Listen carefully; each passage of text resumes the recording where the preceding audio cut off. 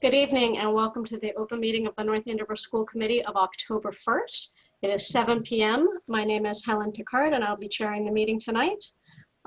This will be a recorded meeting and I ask all present in the meeting to please silence their devices, and we will start with the Pledge of Allegiance.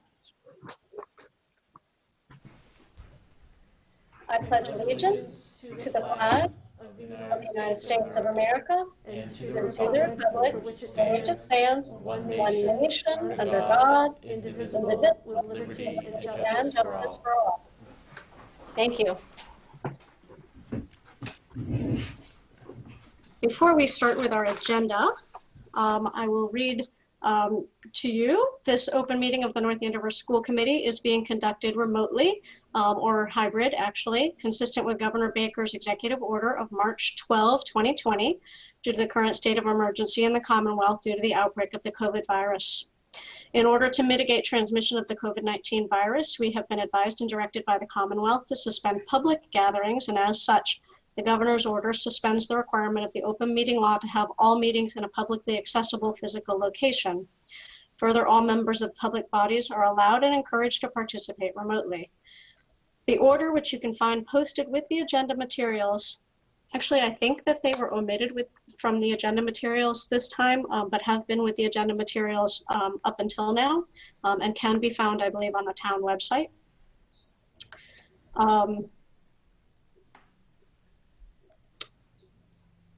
I apologize, I lost my place.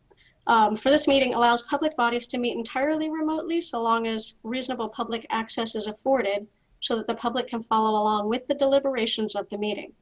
Ensuring public access does not ensure public participation unless such participation is required by law. This meeting will include public comment received via either email or the form that we used as a new process, as posted on the agenda. For this meeting, the North Andover School Committee is convening by hybrid, as posted on the town's website identifying how the public may join. Please note that this meeting is being recorded and that some attendees are participating by video conference or by telephone. We've been doing this for a while, so I'm not going to go through the manner by which we work the meetings. I think we'll be fine without going through all that. So our first order of business is, excuse me, public comment. And we do have a new process for this. And we do have the opportunity to invite a telephone comment at this time. So I'm going to add Mr. Henry Duggan to our meeting. And he will pop up as a telephone call. We did update our process. Since last time, we found that technologically I needed to be the owner of the meeting in case anything goes wrong on the call. So we did that this time. And so we should be getting a phone ring. Can you hear the phone ring? Hello? Hello, this is Helen Picard of the North Andover School Committee calling Henry Duggan. Yes? Henry, I welcome you to the North Andover School Committee for a public comment. You have 3 minutes. I would like to thank all of the food care workers in North Andover for helping serve lunches and stuff like that. Thank you so much for calling in tonight and for sharing that. Thanks to our food services, Henry. Is there anything else you'd like to say before we let you go? That's it. Okay, thank you so much. We appreciate your participation. And you can hang up your phone.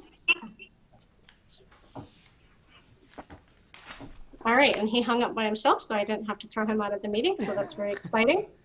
Thank you so much, Henry. It was really exciting that we have a brave caller.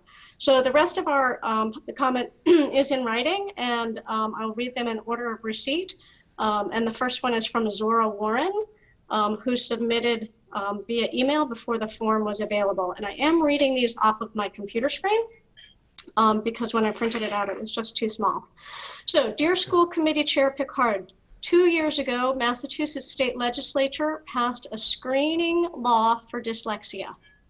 Phonemic awareness is a key indicator of early identification and a part of state preschool and kinder standards. Every pre-K, K, and grade 1 student should have dyslexia screening. DESE states general literacy screening is not dyslexia screening.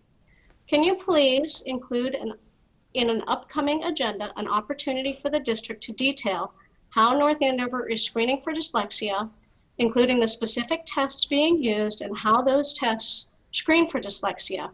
Can you also ask for details about who is administering the pre-screening to pre-K, K, and 1, and the details about what training all screeners have to be qualified to complete the screening, and when the screening is happening this year?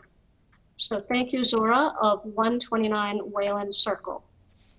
The second public comment is from Diane Sakari of 15 Royal Crest. She says, I want to express my concern with the outbreak at Merrimack College. Many of these students live in our complex at Royal Crest.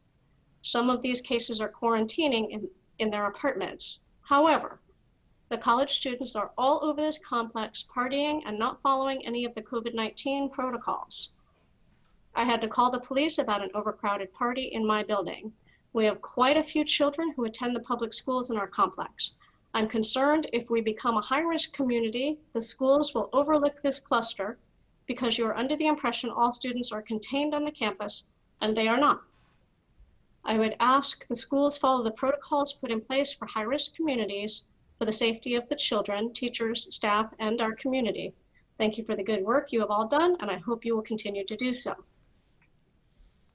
The next comment is from Leah Collar or Koyar.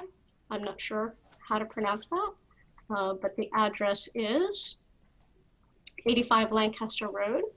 And she states, Dear School Committee and Dr. Gilligan, for tonight's school committee meeting, I would like to give feedback and ask for answers on timing of moving to a full in-person model for North Andover Public Schools.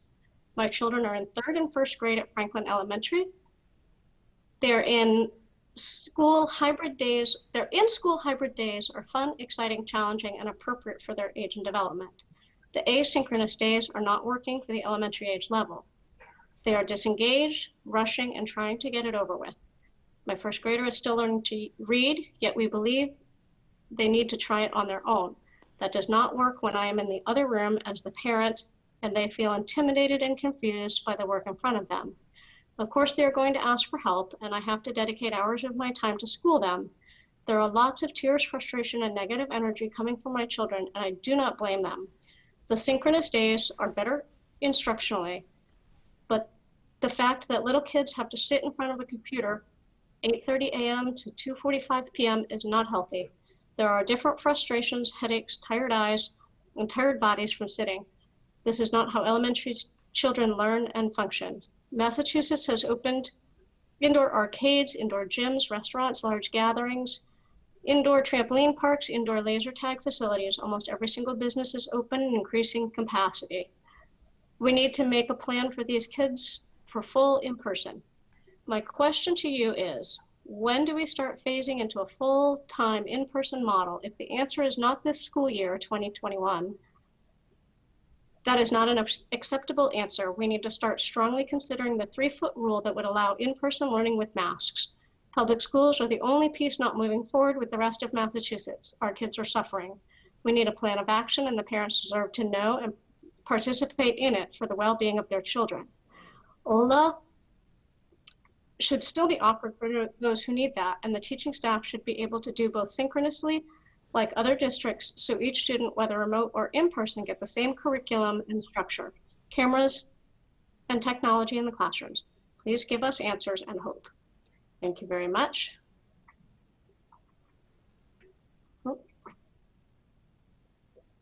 And our next comment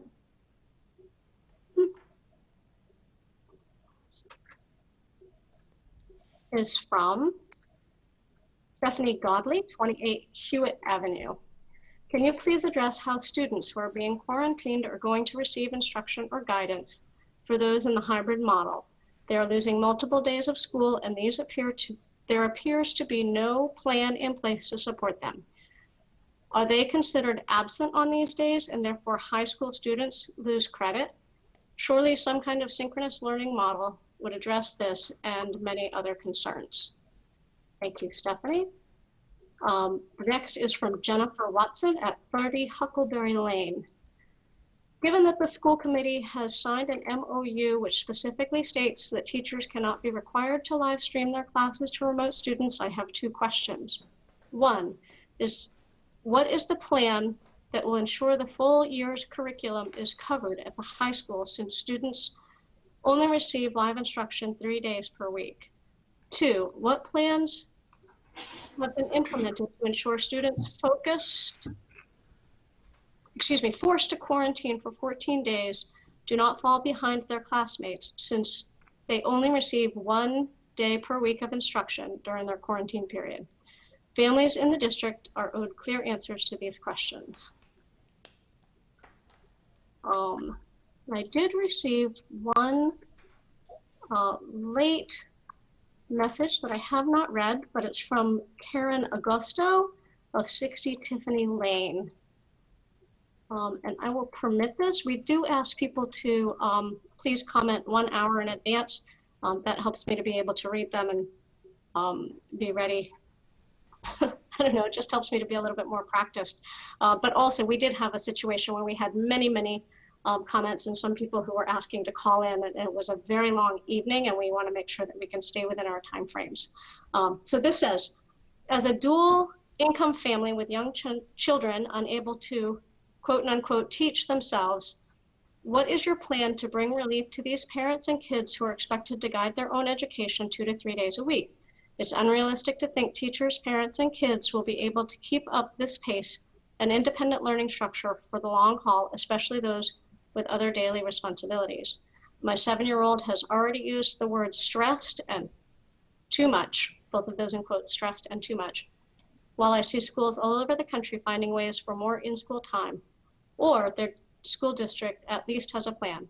What is ours to get these kids in school with trained educators?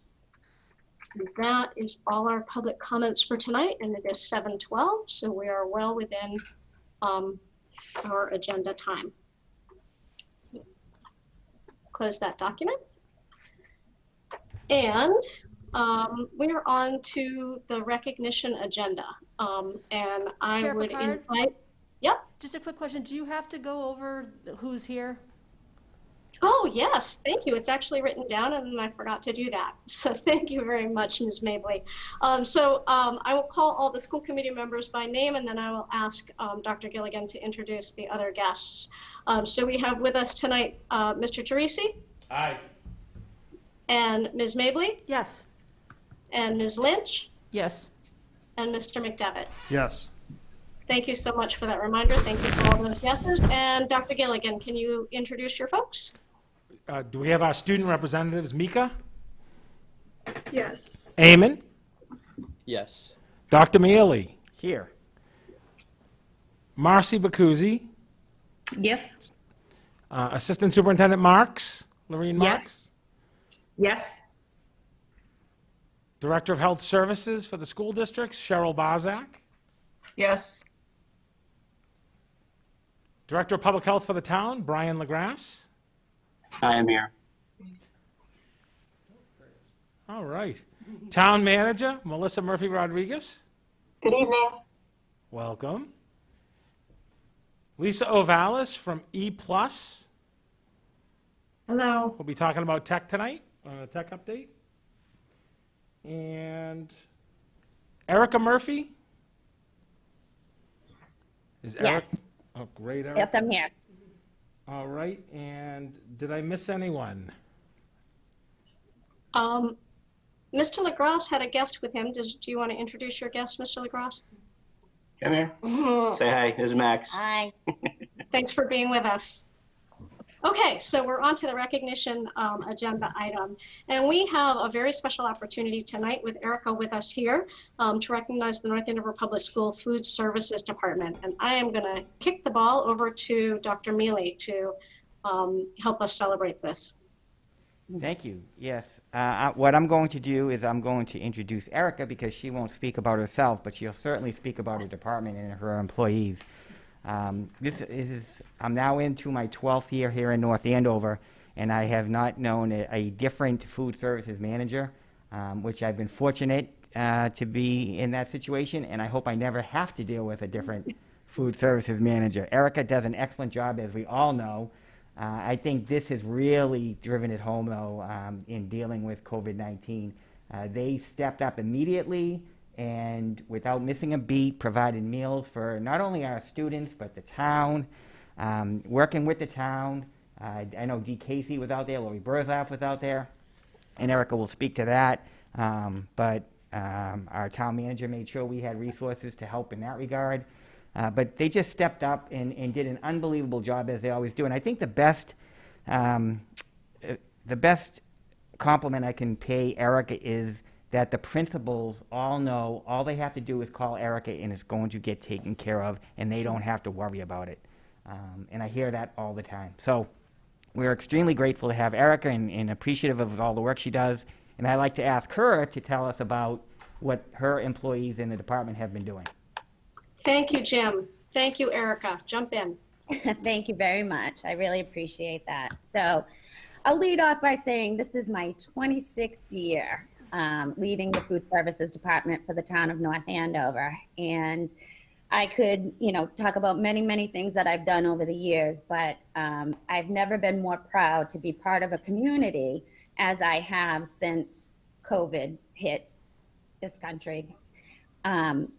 We served over just under 250,000 meals to kids, residents, and seniors from March 18th through August 30th. So it's a true testament to the most incredible staff that I have working with me. We had about 25 out of 46 employees work through the whole COVID time when school was out. And we worked out of 2 kitchens. And what I found what was most amazing was the collaboration between the different departments.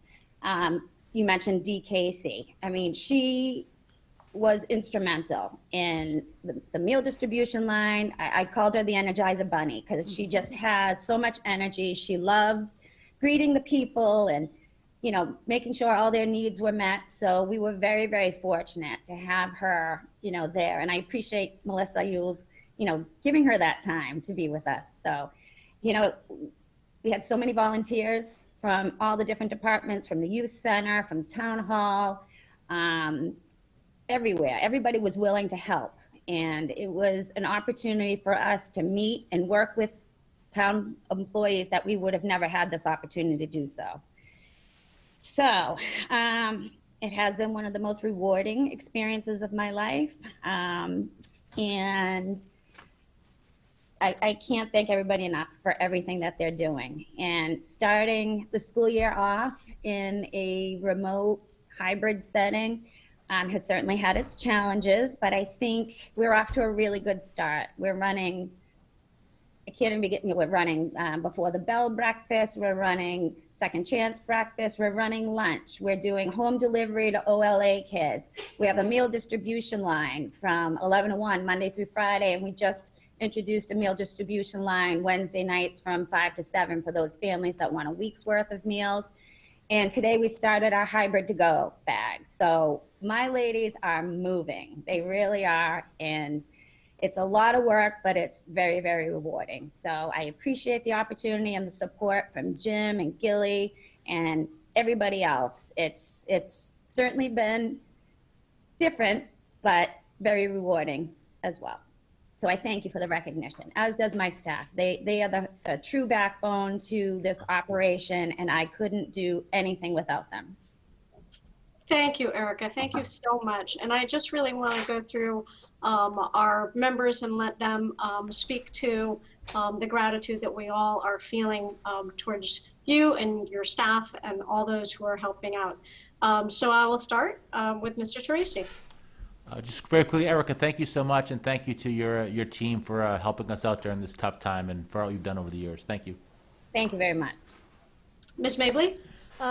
thank you. I'm very proud of all of you and very appreciative of all your hard work all the time. But the extra 10,000 miles you've all been going are well noticed and appreciated, and can't thank you enough. Thank you. And Mr. McDevitt? Again, and I know I sent you an email pretty recently, but thank you so much for all of your hard work and your dedication. And I think relatively recently, past 2 weeks or so, we were notified that there's meals for all of our students that are provided. There's no cost for those meals that's out there. And I think that that caught a number of people in our community by surprise, that we were able to get that funding for that, and I think it's absolutely fantastic. The one thing that I would just encourage not only you but our principals as well, when they send out communication, is to let parents know to sign up for that if they need to. I know some of them are getting bags to go automatically, but I know at the high school level I had to sign up for that and make sure that or I would request that those building principals kind of continue to put those so that it becomes a habit for them. And I will say that my freshman devoured his lunch and his brother's lunch and thought they were both absolutely fantastic. So great job. Glad to hear it. Thank you, Mr. McDevitt. Ms. Lynch? Everything my colleagues have said, I agree with. I thank you so much. This was a phenomenal surprise that I don't think anybody was expecting. So, just like Mr. McDevitt said, a couple weeks before school started, this was like, wow, we're getting lunches too. So, thank you. You're very welcome. Thank you.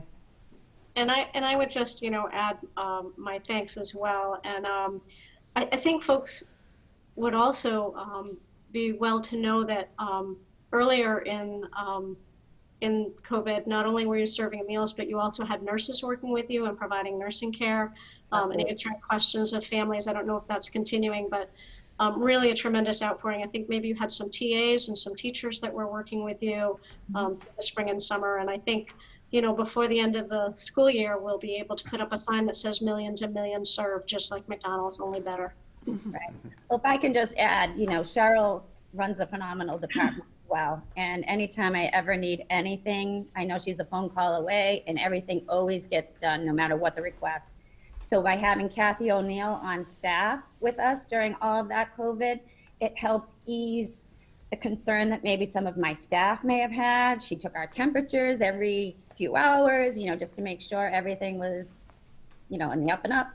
And, it really was very helpful to our program for it to run successfully. So I appreciate not only Kathy O'Neill, but Cheryl's department for helping us out with everything.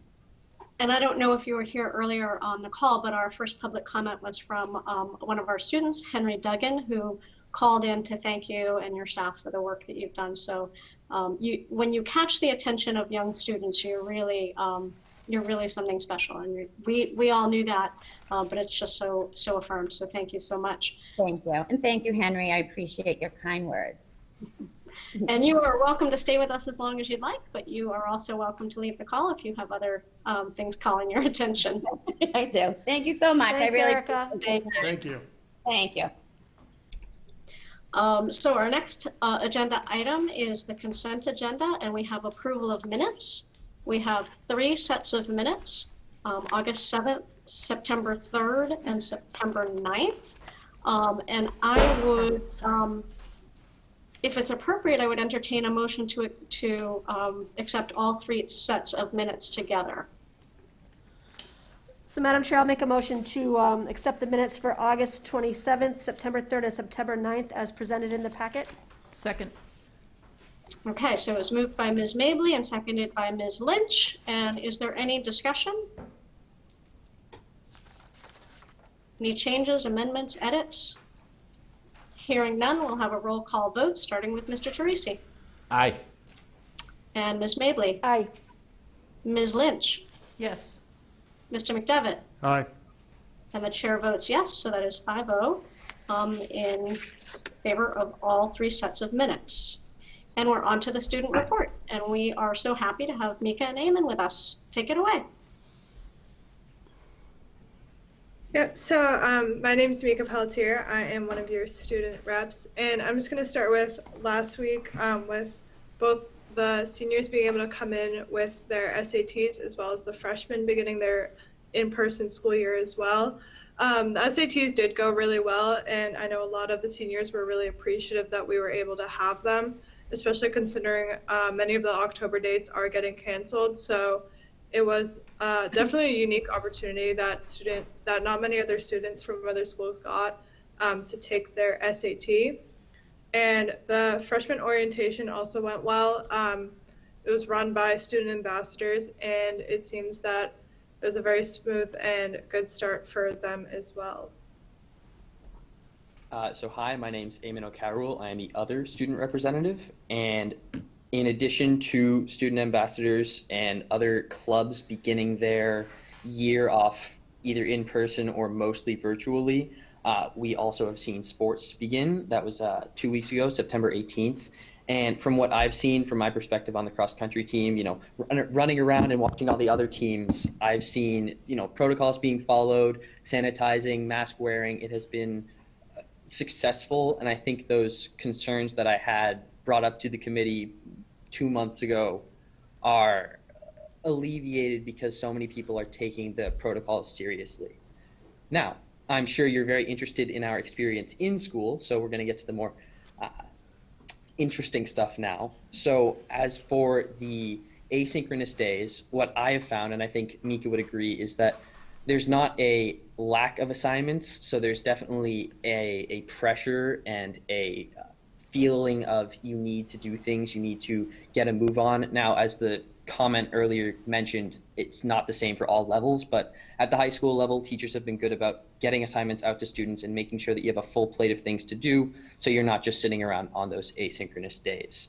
And additionally, as I'm sure you're all aware, there have been many technical issues that have plagued us, but I am very grateful to many of my teachers and my peers' teachers who have handled it like champs. You know, they were told to go home, they went home, they got right back online, and they were ready to go. It's been difficult and it's been different, but they have certainly done a very good job adapting to these circumstances.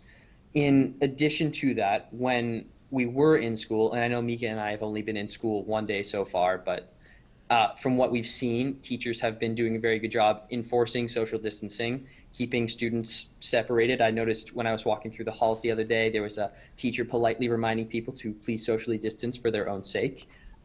When you get into the classroom, it doesn't feel particularly different from what it would be in a normal year. Although the desks are separated, it still has a classroom feel to it. It's not any different from what it normally would be. And that brings a sense of order that we were lacking last spring. So it's been very good in that regard. Mika?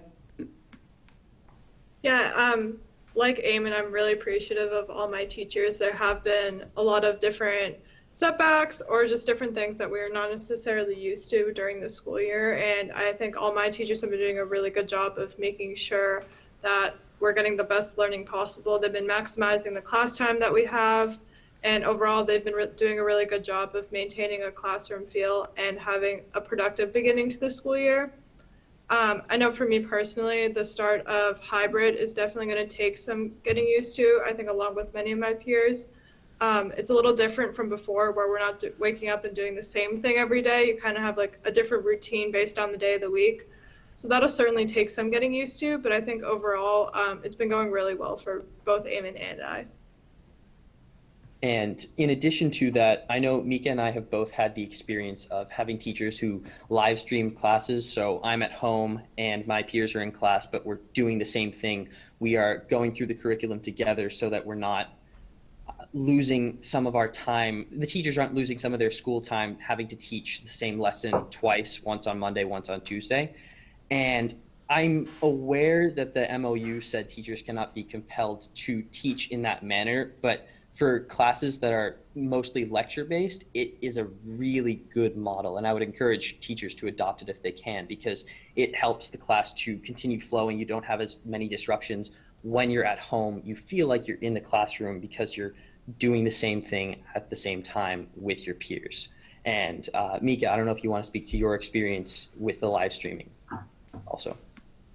Yeah, overall, I think even like the beginning before we began hybrid, I think live streaming and having live classes at home was definitely a step up from the spring, where there's definitely a better feeling of organization, and it feels like I'm learning a lot more in that scenario versus like in the spring where we were more just given work and expected to learn it and teach ourselves. And so as for the protocols, for anyone who might not be aware, Mika, if you want to go through those, you can, but just from what I've seen, if we keep doing what we're doing and people remain vigilant, I'm cautiously optimistic this model can work, and hopefully it will. Yeah, so again, as Eamon said, we've only been in school for one day in person, but during that day, before entering class, we would wipe down our desks and we would sanitize our hands, maintaining distance the entire time in class, as well as keeping our masks on. We had mask break at the end of our third period where we were allowed to eat. And you're not allowed to bring in anything other than water and that one snack. Going to the bathroom, you can't go in between or at the first or last 5 minutes of class, and you're being checked into the bathroom in order to maintain social distancing in that regard. So overall, pretty good experience with the remote the last week and then beginning hybrid this week. That is the extent of our report. If any committee members have any questions, we invite you to ask them. Thank you, Eamon. Mr. Teresi, do you have any questions? No questions. It's great to see the two of you, and best of luck in this semester. And Ms. Mabley? Agree. It's great to see you, and thank you for the very thorough review of how it's going. It helps to hear that from you both, so thank you. Thank you. Ms. Lynch? No questions, but thank you for the report. I always enjoy hearing it. And Mr. McDevitt?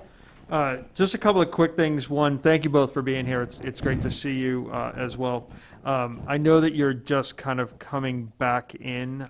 So one thing that I would love for you guys to kind of just keep on your list for the next time you come back, I'm just curious how you feel learning when you're in person in a smaller classroom, right? So you may now have 8 kids in your class, whereas before you might have had 20 based upon hybrid and OLA. And I'm just curious if you feel like you're learning more or faster proceeding with the material that way. And then I know a lot of classes that are lecture-based can have some really great conversations that occur. Eamon, I love that you said, that some of the teachers are really embracing some synchronous learning that's there. But I'm just curious if you feel you're missing out on dialogue with other students as well, right? Because when you're in there, you're really probably with I think both of you, the M through Z range of your classmates. And so, you're missing out on the other half that's there. So I'm just curious if you guys can think about that for the next time, because I think that that's such a key piece to the learning and the different conversations that you're hearing. And then the final thing, as you guys have been remote probably the longest in the district, how you feel about the policies of attendance and homework and timing of things. And what I mean by that is you may have a class, and then you may or may not have homework, and when it is due in order to kind of get credit for that day in that class. So I'm not expecting you to necessarily answer on that today, but if you can kind of percolate on that a little bit, I'd be curious what the students feel as you kind of chat with some of your peers, socially distanced, of course. If you'd like, I can speak to that just last bit about the remote days real quick. I think the attendance policy worked very well, and I think that in terms of getting people to go to class, there were very few, if any, students missing, unlike the spring when you had, potentially 10, 15 kids that weren't showing up to class. So in that regard, it's successful. Great. Thank you so much. And I would just add, at a future report, I'd love to hear, because I'm imagining that you haven't had a whole lot yet, but I'd love to hear how group work is going. I imagine that there's a significant amount of group work that's maybe on your remote days. I'd be interested to hear how some of the what I'm going to call special experiences are. So the nurse experience, the guidance experience, other folks that you might see in school that would not be in a classroom setting per se. I'll be interested in that, as well as extra help. Yep. So if you can think about that for the future, that would be really great. And you're both seniors this year, so we really appreciate that this is your second year of service. Maybe we met you when you were sophomores. Okay. Yes. Okay. So yeah, so we're really delighted that you're here, and we do appreciate hearing the student voice. Okay, and you guys are also welcome to stay for as long as you'd like, but if you have other things calling your attention, please feel free to leave. We will not be offended. Thank you. Thank you. And I'd like to thank both of them too. One of the things I had heard coming into the school year, concerns across all of Massachusetts, New England, was, our high school kids going to follow the rules and the masks and all that. And I am so impressed walking through the high school the other day, and the students following those rules. Really proud of you and all of our students. So thank you. And can I, for really quick, Chair Bricard, I think one thing that would be helpful as well, obviously we're hearing from seniors in high school, right, who are 17 and 18 years old and are experiencing this at a very, very different level. And I don't know who the right representatives might be, but I think it would be great to hear from some middle school students and some elementary, and if appropriate, that might be someone on a PTO or something. If some of the real younger children, are not able to dial in or something. But I think it's really important that we hear from them as well. Thank you, Mr. McDevitt. So noting. And we are on to our superintendent's report. And so, Dr. Gilligan, you may take the floor, and you may invite your folks to speak as you wish. Terrific. So the structure of the superintendent's report tonight, I'll have a brief update on the reopening of schools. I also have a tech expert, outside consultant that the town manager and I had brought in to look at some of our connectivity issues. We will then move on to the Diversity and Anti-Racism Committee, and Ms. Marks will address that. And then finally, we'll have an update from Ms. Barzak and Brian LaGrasse to talk about, our health status and, how things are going and some of our protocols and some of the changes. And I'm also going to talk about briefly the Merrimack Valley Conference. As a conference made a decision today around athletics. So first and foremost, I want to start and say that I couldn't be more proud of our parents, our staff, our students, and the community at large to get school up and running. Walking around those classrooms and getting into those schools, I wasn't sure what we were going to expect when we got in there. And it was really joyful to see students connecting with students, staff connecting with students. There are a lot of moving parts, and there's been a lot of resiliency. So it has been really remarkable, the ability of everyone's flexibility and patience. We are in a pandemic, and this is something that's never been done in the history of the world.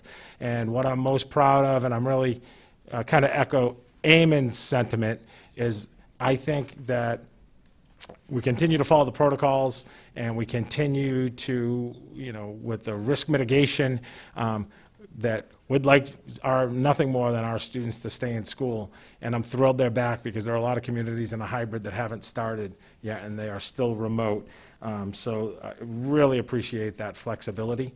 I also really appreciate the patience too.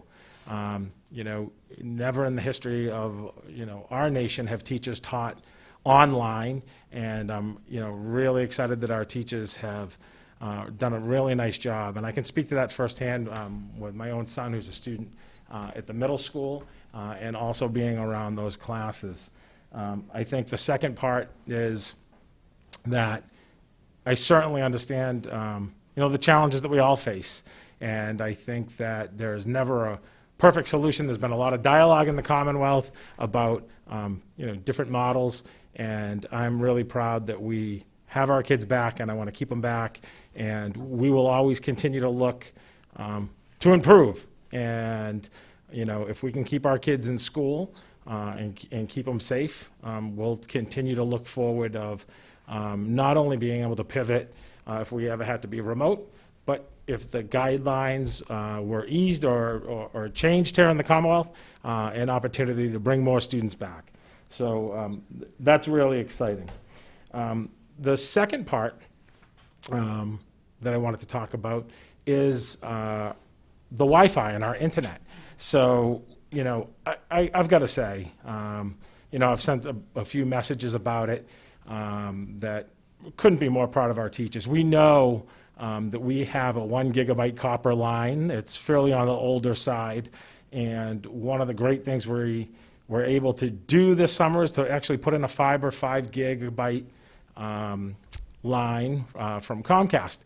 And, one of the challenges coming in is we know that the copper line can be stable, and with a combination of teachers at home and school on Wednesdays, and the Monday, Tuesday, Thursday, Friday, provided people haven't been testing or moved a switch, we know that that's, at the stable point. At the same time, thinking about moving forward and thinking about how we can leverage technology in this COVID world, we really want to increase our bandwidth. And I have to say, there's been hundreds of hours on the town side from Chris McClure and Dave Broda, the network manager, and then on the school side, Mike Grant and his team. And we've brought in Aruba, and we've also brought in Optiv and outside consultants. And we've looked at all these different things. And at the end of the day, it is a challenge because, the level in which this type of use for the internet that's been used really hasn't existed in schools. So I can't thank the town manager who's on the line, Melissa Murphy Rodriguez, who really worked with me to say, okay, yeah, we can stabilize with the copper, but we invested in the fiber so that we can leverage that technology, use it to our best of our advantage, and we brought in an outside consultant and an expert who knows Aruba Systems and Cisco, and they came right in last Monday, and they've done some work, and I am going to introduce her now. She is going to give us an update of where we are, because they've done spent quite a bit of time here, and I appreciate their efforts, because the more bandwidth and the more things we can get to, I think lead to great possibilities for the future. So on the line with us now is Lisa Ovalis, and she is from E+, and welcome, Lisa. Thank you. And Dr. Mealy is going to, Lisa has a couple slides to present.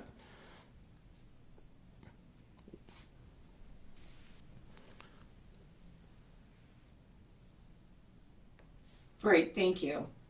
So I just kind of wanted to give you an overview. So I think the superintendent gave you the background. We were called in because you're having some issues. And of course, everyone, calls them wireless issues, but there's a lot of things in between your Chromebooks and the internet, right? So what's important to you based on who E+ is that we have the highest certifications in both of your network platforms, because you have Cisco switching and Aruba on the wireless, and we're vetted in both, and we have the highest certifications. So I think you picked the right company to try and fix your issue.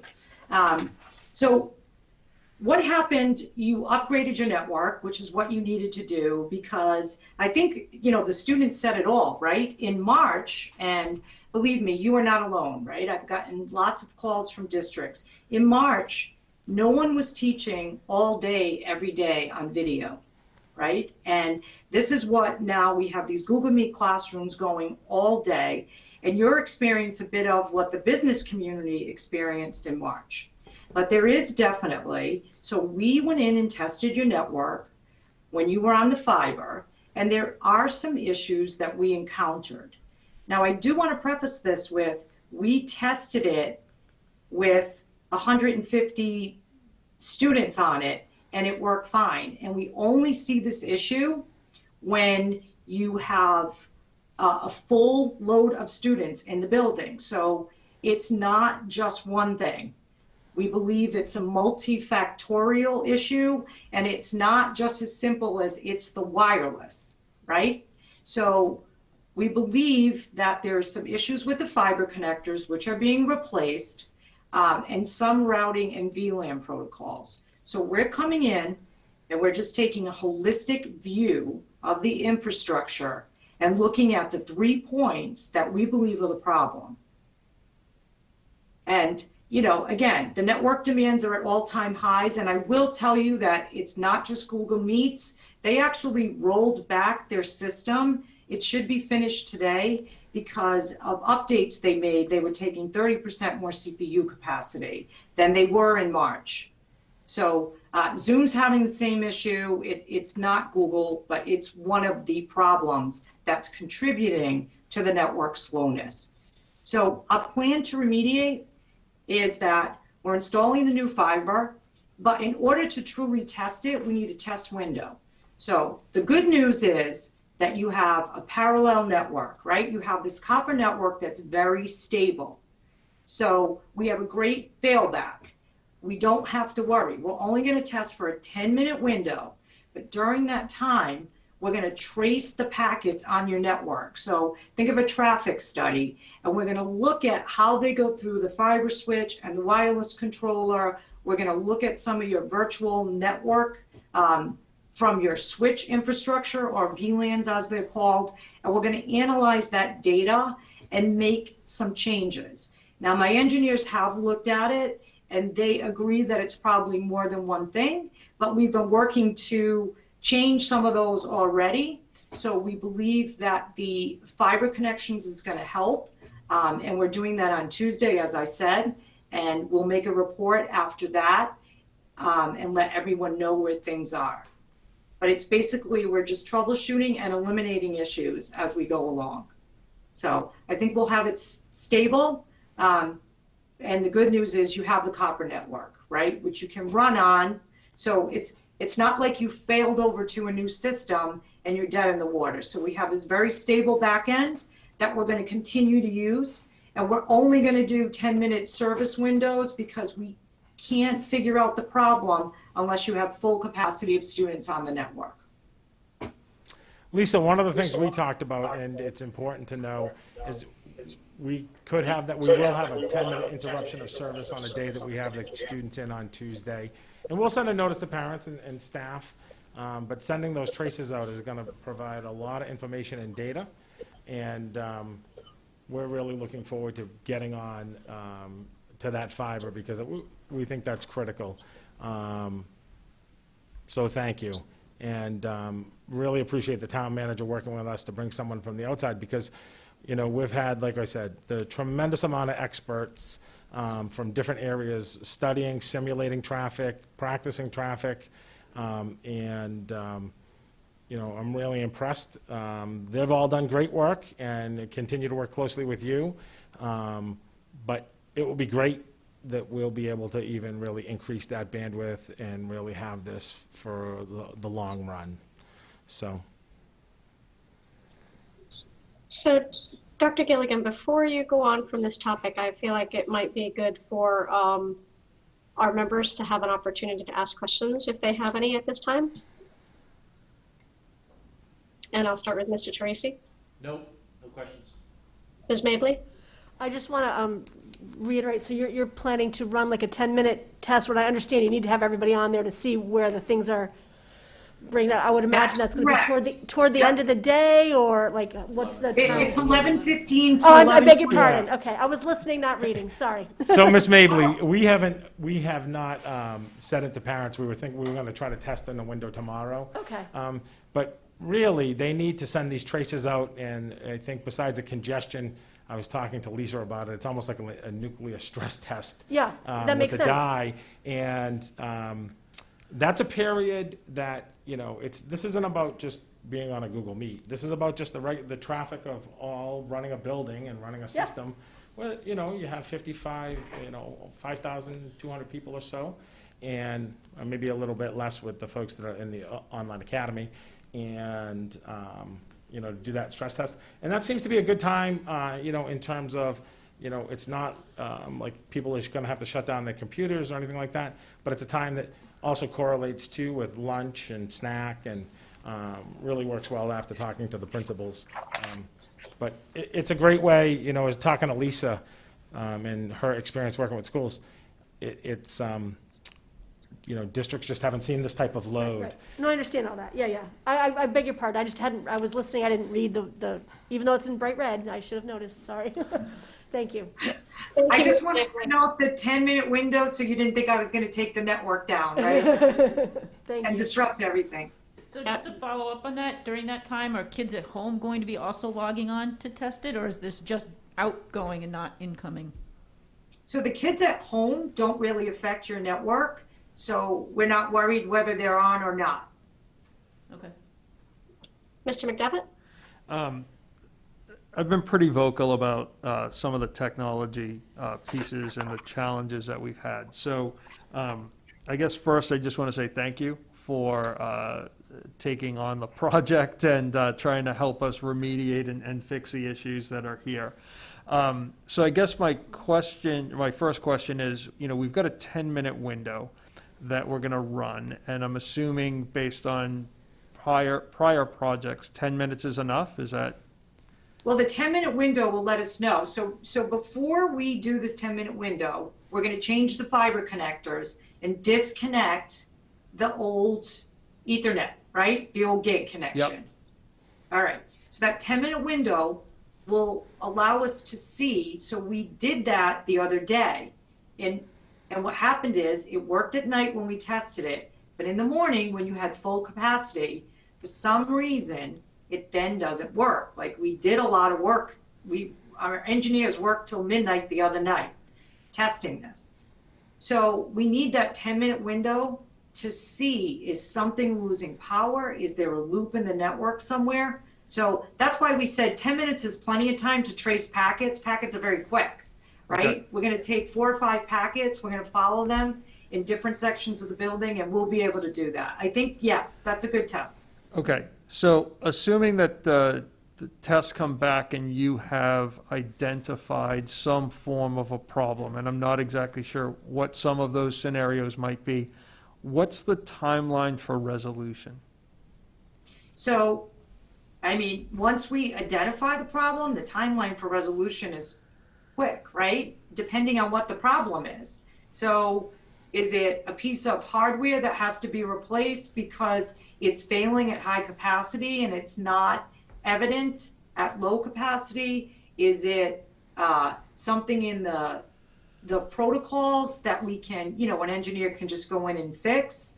It's hard to say without knowing what the issue is, but I wouldn't think this is, I've seen worse issues, right? This is not the worst thing I've ever seen. It's just a complex issue. Yep. So, and we think one of the problems may be something on the daughterboard of the Aruba controller. So again, we're reviewing those internal mechanics. If that's the case, just how long it would take to get a new one in, replace it, test it. Okay, so one of the things that I know I've heard is some of the parts that are coming in for different computers and things, right, are, outside of the United States, and so there's a delay in getting parts and supplies. That's correct. Do we know that the things that you would typically be replacing or repairing, whether they're switches or boxes or cables, are there backlogs of those right now? So switches are absolutely backlogged, but your switch is under warranty, right? It's not a new purchase. So you have Aruba controllers, they're under warranty. So if we have to, we'll open a TAC with Aruba and get a replacement. We won't buy a new one. So that's a little bit different than if you were purchasing something. You must have some SLAs on that equipment that they need to follow. Right, but if they're not able to provide us a replacement, then... Yeah, I haven't seen a real issue with support.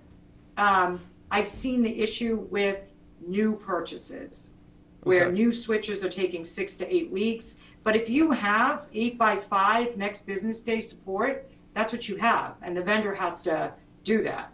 And we can work with the TAC on the Aruba or Cisco. It might be a Cisco problem on your switching. It's not necessarily the Aruba controllers, even though everyone thinks it's wireless. It's not. It's somewhere bottlenecked in your network getting to the wireless, right? Yep.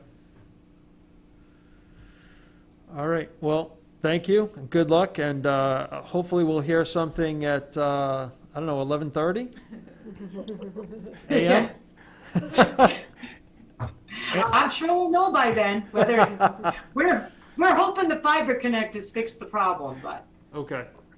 Thank you, Mr. McDevitt. And I do have a couple of questions myself. Sure. First off, I would ask Dr. Gilligan, will this presentation be linked to the agenda after the meeting? It's not linked now. Yeah, absolutely. I was going to link it right before, but it was technical. And one of the things I think Lisa's good at is, also speaking in terms that folks can understand. I am not a technical person. And I also want to point out that, it's not a lack of work on anything on, Mr. Grant or the town IT director or Aruba or Optiv. These folks have been working with us nonstop, collecting tons of data, tons of simulation, and there have been different symptoms. So when she say multifactorial, it hasn't really come down to one symptom. So it's kind of like going to the doctor when something's wrong. But we will absolutely link the presentation, and we will keep you updated, Ms. Picard. Thank you. And my other question is, you said that the problem exists when we have a full load of students in the building, but our problem started when we had all of our students remote.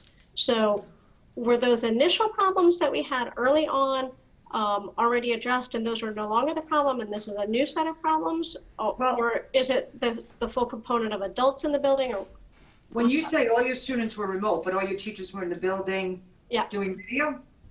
Okay, so I don't know what those problems were exactly because we weren't brought on board at that point and we didn't see it on the network. But I would say that was a combination of your network and just the problems that we're having with Google Meets.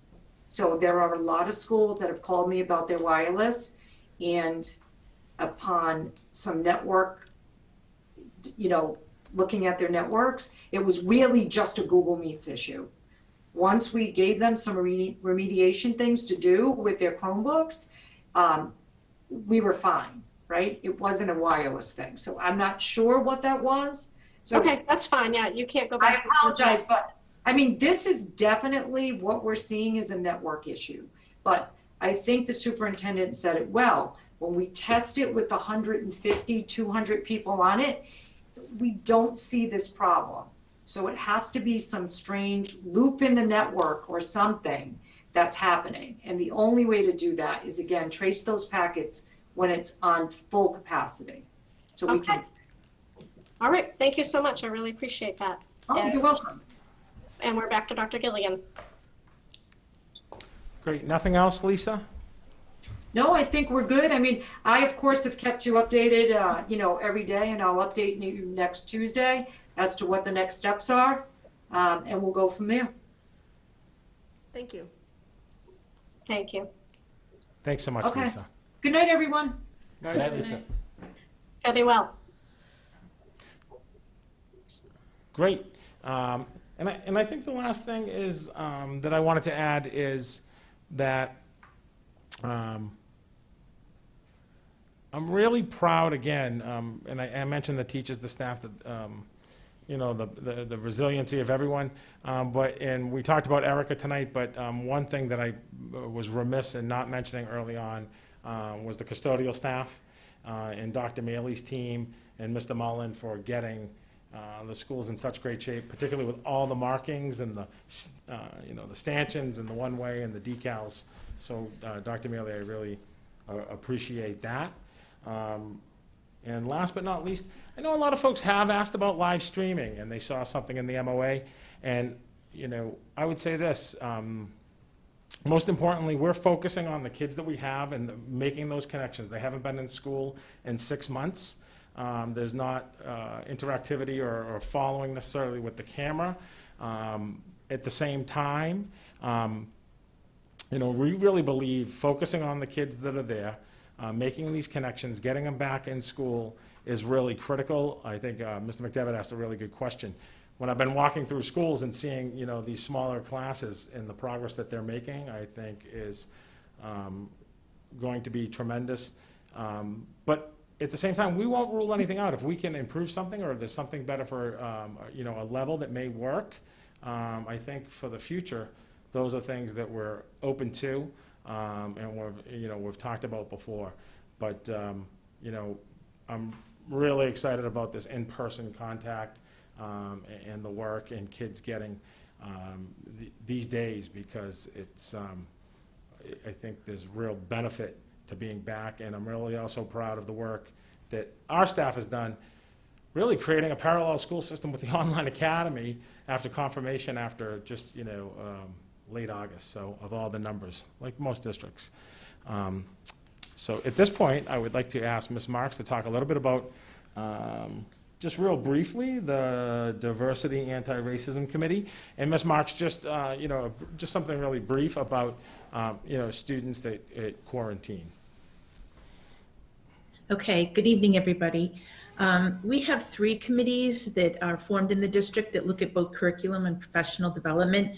One is the technology committee, one is the PD committee, and now we have a newly formed racial and ethnic diversity committee. So we're spreading those out a little bit. We met Monday with the technology committee for obvious reasons.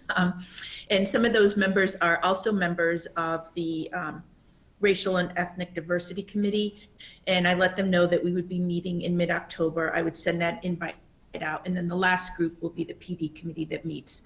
So some teachers have already, due to the MOA, reading the MOA, have already reached out and expressed an interest. So we will be offering some spots there for teachers across the district to participate.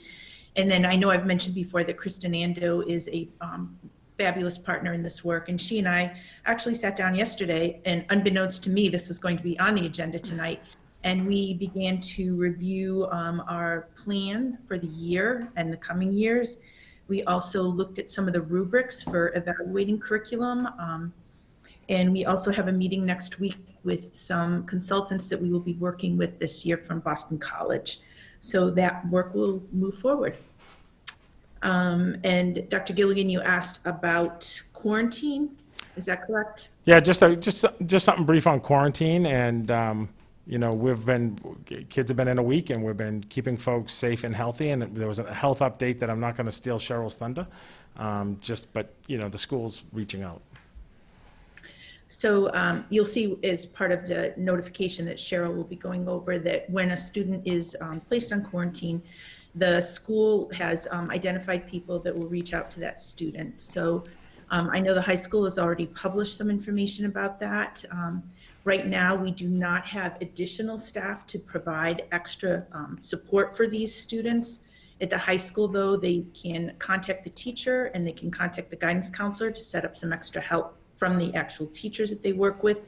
At the middle school, because they were able to really wrap OLA right into the middle school schedule, those OLA teachers will reach out to students who may be quarantined to offer some support for them. At the elementary school right now, it's primarily asynchronous. However, we are working on a way to have some of our staff that may have a little bit of time in their schedule to be able to reach out to some of our students to check in and provide some support at that level as well. So we are meeting, the principals are meeting on Monday, and we're going to talk about further refinements, other ideas we can look at as we move forward with this process for students that are quarantined. Thanks, Ms. Marks. And I think it's important to note that there are, and Ms. Barzak and Mr. LaGrasse can talk about it a little bit, but there are so many variables and situations that could happen, and we will do everything in our power to be creative to best service our kids. And that includes teachers who may be quarantined as well. So I'm just thrilled our kids are back. I'm thrilled that we have these protocols in place, and that brings us, unless you have questions for Ms. Yeah, Marks. Dr. Gilligan, let's just see if the members have any Yep. questions about either the racial and ethnic diversity committees or the students in quarantine before we move on. So, Mr. Charisi? Not at this time, no. Thank you. Ms. Mabley? Not at this time. Thank you. Ms. Lynch? No. And Mr. McDevitt? I feel like someone's going to ask a question. So with students that are that are quarantining, their only opportunity, and I know of some who are, they are connecting to their teachers on Wednesdays, and the other days when they are not in school, they are technically then missing 4 in-person days. And I know that we're working to try to bring that out. But I think that that's something that we need to continuously look at. I feel like we are going to have pockets of students who are going to have to quarantine for that, and with reducing the time that we have staff and students kind of in the building, the more we can increase that and be creative with that, I think is something that we have to do.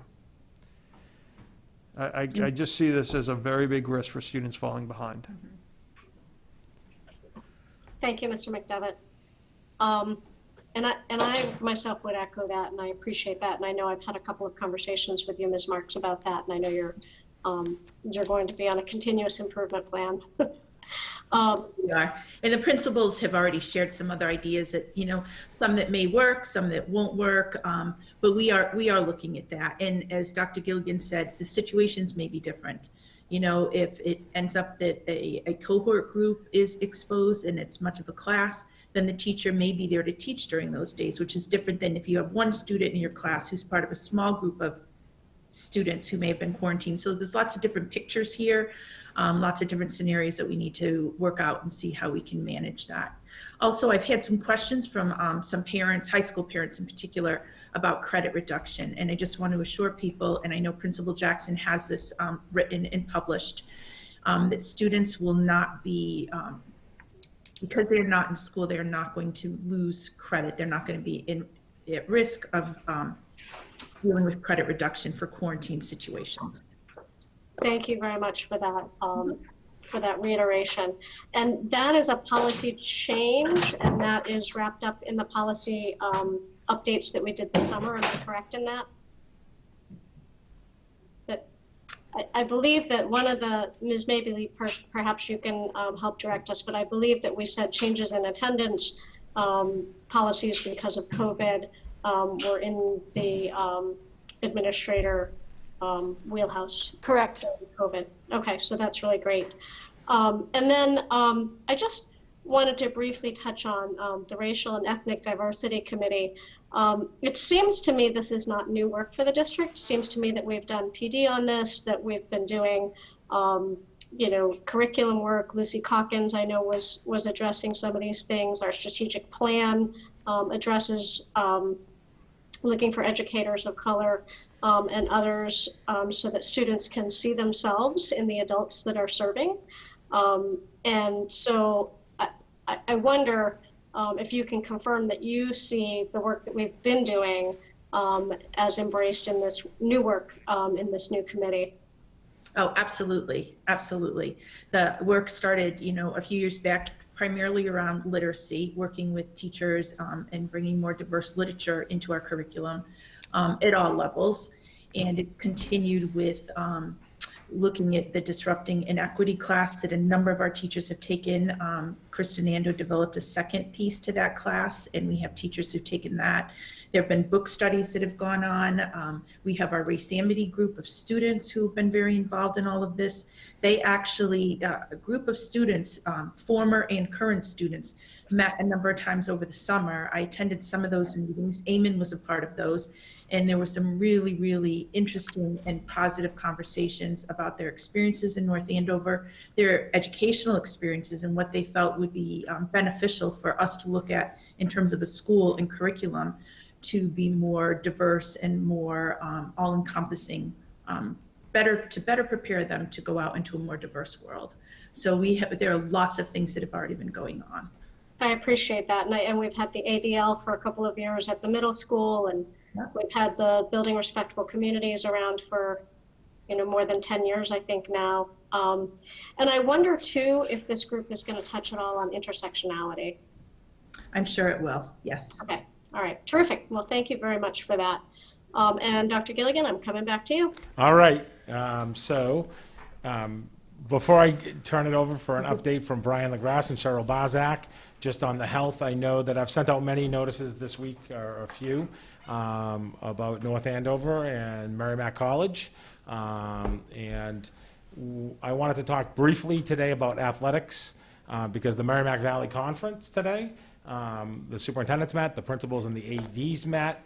And very quickly in the conference, 6 communities, 7 schools out of the 11 turned red, and they're red for different reasons, and 4 turned yellow.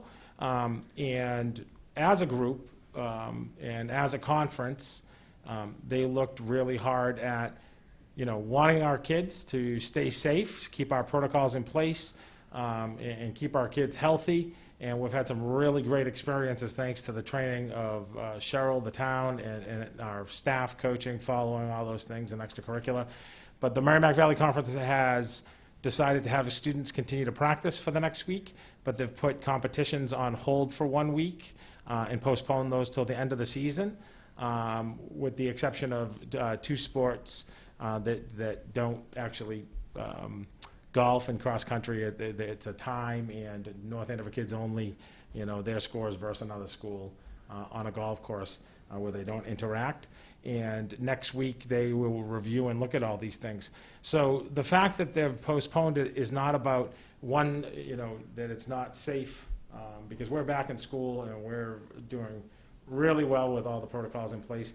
It's really about the league as a whole wrapping their heads around what the data means and what that means for different schools in different cities and towns, because we're a really interesting league, the Merrimack Valley Conference, where it's very suburban, somewhat suburban, and very urban. And, some of the issues around whether one place would go to one town versus another town or a city, there was a lot of conversation around that today. So the principals, the athletic directors, and the superintendents want to look at what all that data means in the info that came out last night, and regroup next week to make a decision on how they move forward. So I'm excited our students will still be able to practice this week, along with all the other schools that are participating sports in the Merrimack Valley. And if you have any questions on that, Mr. Jackson blasted out an email to the entire high school tonight, also with a statement from the superintendent's group, from all the superintendents in the Merrimack Valley, or I think it was 10 of them. I think it was absent Central Catholic. And more importantly, it is also on our website on the front page in the news, or it should be. Bev was putting that up when it released at 6 p.m. So we will keep you posted on that, and I know the high school will keep you posted on that, and the athletic director, Hathaka. Does anybody have questions? You want to give a shout out if you do? No. Hearing none, we'll move on to our update from the North Andover Public Schools Health Services and the North Andover Board of Health. All right, so we've got here Brian LaGrasse from the Board of Health. We've got Cheryl Barzak, who is the School Director of Public Health. And we also have someone who I think, the town manager, I think I talked to you now, Ms. Murphy Rodriguez, more than I talked to anyone in my family. We've been together day and night following COVID numbers with our task force, particularly with the Merrimack College incident and the cases over there. And I wanted to actually just start with Brian to give us an update on where we are with Merrimack College. I know we've sent these updates, and then I know you've also compiled some other data of where North Andover is today. Thank you very much for having me. Appreciate being here. We've all been watching the news. We've seen the last several updates from the town manager and yourself 3 days in a row now, which is pretty good. What we saw is we saw a really big spike in one section of campus to start. That hit us really hard and really fast about a week ago. The aggressive testing program caught it early, which is really good. They took quick action, closed the dorm, and then continued to test. They did another 2,000 tests within the same week. They're doing over 5,000 a week in general. So we were really good to catch it so quickly. They took swift action. They isolated the students and quarantined, and then the numbers started to come down. So huge spike, really fast. The numbers have definitely dropped off, which is good. I think the actions, and they call it the 3 T's, the test, trace, and treat have definitely worked. So all in all, the huge spike gave us, within the 2-week period that the DPH uses for their color-coded maps, in that 2-week period, we got 93 positive students from Merrimack, and we had 16 regular North Andover residents test positive in the same period. So with that being said, we did move to red last night. It's unfortunate, but we know where the students are. We know where the cases came from. We've seen the spike and we've seen the drop off. So typically with what we've been seeing over the past several months is a slow trickle until this. So we've been seeing regular cases come in throughout the entire community, throughout different businesses. We'll have a little cluster here and there. The biggest thing that we've seen up until this point is usually family clusters. So that's where the biggest spread is, because you're in such a closed environment. That's where family members give it to each other, and that's when we have a little cluster. So this was one large dorm. Most were freshmen, and it went through the dorm really fast. So I think our current numbers as of tonight, we just put out another release tonight. We have 111 cases from Merrimack College and 13 from the community. So if we did the DPH map based on our numbers, we would be a green community at this point. DPH, we did work with them. We've been working with Merrimack College and DPH consistently almost every day since this entire thing started. It definitely taxed our system in terms of contact tracing, Maven input, the data, and getting all the quarantines and isolations issued. But we did that. We've seen the downslope.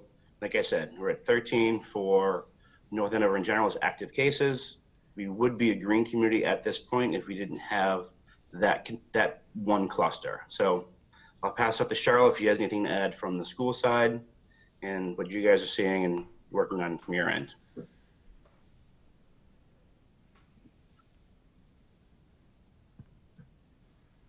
Thanks, Brian. As was mentioned earlier tonight with the student report and the letter that we sent out to staff in our community, our student body and staff have really been closely adhering to all the safety protocols. As they talked, if you go through any of the schools in the district, almost all of our students and staff are wearing masks. There are some young students and some special education students that are requiring some extra strategies to help, but teachers are working really hard with them to have some type of face covering. With our good weather, we've been able to go outside, and as the students mentioned, the classes being so small, social distancing has been able to be adhered to as well. There's sanitizers throughout the district, but the most important thing I'm finding is that staff and students are really staying home when they're sick. As I've presented to the school committee many times, you see the numbers. And typically in the month of September, nurses would have seen over 5,000 students. But the numbers this month were, of course, we were only in school a few weeks, but it's so much lower. We're spending much more time communicating with parents and following up. But the office visits are definitely down because students are really staying home. We have that on-call nurse program in the morning from 6 to 8 a.m. And they've provided direction so far to 11 families and 8 staff members so that people will know before it's time to come to school what direction they should take and should they get tested. As you know, we have medical waiting rooms in all of our schools. And again, the numbers in all 8 of schools total so far, students that have come down to the medical waiting room with symptoms is only 20. And of those 20 students, 3 were able to return back to class because the nurse did an assessment and they were safe to return. 17 were dismissed. Of the 17, they were dismissed to be home for testing. 12 have come back negative. We have 4 pending, and then there was 1 that had an alternative medical diagnosis, which we have discussed before. They don't have to get tested if a physician provides a reason why they have the symptoms that they have. We do have two people that tested positive before school started, so we haven't had to use our strategies of contact tracing in our classrooms. So we haven't had to look at seating charts and things that we're ready to do if we have to, but with the 2 cases that we have to date, we haven't had to do that. We do have 15 people in quarantine, and those are either close contacts or they have traveled out of state. In addition, parents are letting us know that they're keeping their children home, and they're letting us know that they've been tested. And we've had 35 parents call to let us know that their students have tested negative, and we're also keeping track of that. Parents have been extremely understanding. I asked the nurses, like, what should I say tonight at school committee? But it's really hard to call somebody. The symptoms are things that could be common. So if you have a sore throat, we just have to have you go home to be tested. So parents have been great. They come, they pick up their student very quickly. And so I just can't say enough good things about how people have been making this happen. Cheryl, before if they ask any questions, I'd just like to say that I really appreciate the work that you have done with us here in central office and with myself, and working with the public health side around what you sent out today. I think in many districts, they may have things happen and people might not know about them, and we want to be really transparent. Because we want to be really clear to folks that, if there was, in the letter you sent today, there's a sample letter, if there was a positive student in class, they will be contacted by the Board of Health and have to quarantine. And the others who are not through the contact tracing considered a close contact, the principal will notify everyone in that building so that people are really clear and they don't fill in their own blanks because that can be scary or fearful. And I really appreciate not only all the protocols in place, but really working on that communication to let families know. So thank you. Sure. So are there committee members with questions at this time? Mr. Teresi? Yeah, thank you, Mrs. Picard. First of all, Cheryl, thank you so much again. Very concise, thoughtful analysis. Appreciate the updates from the schools. Brian, again, thank you. You've been on our calls for the last couple months. You and Caroline have always given us some great information, and it's good for the updates on Merrimack College. I guess I just want to say, the one thing, and again, it's not directed towards your team, Brian, but I guess I'm a little more outraged about what's going on at Merrimack College than maybe your report, that you just gave. 111 cases out of Merrimack College have sent us not into the red, but we're the reddest of the red. We're the highest in the state right now because of Merrimack College. And I read the news reports over the weekend, and Mr. Hopi and Mr. Doggett kind of tripping over themselves, patting themselves on the back. What a great job they've done. But other colleges across the state, Northeastern, Salem State, UMass Amherst, BU, down in Providence College as well. I'm hearing about the action they've taken, disciplinary action. Have you heard from Merrimack College or what they're doing about, how they're going to make sure this doesn't happen again? It's October 1st. They're going to be in school for another 7 months.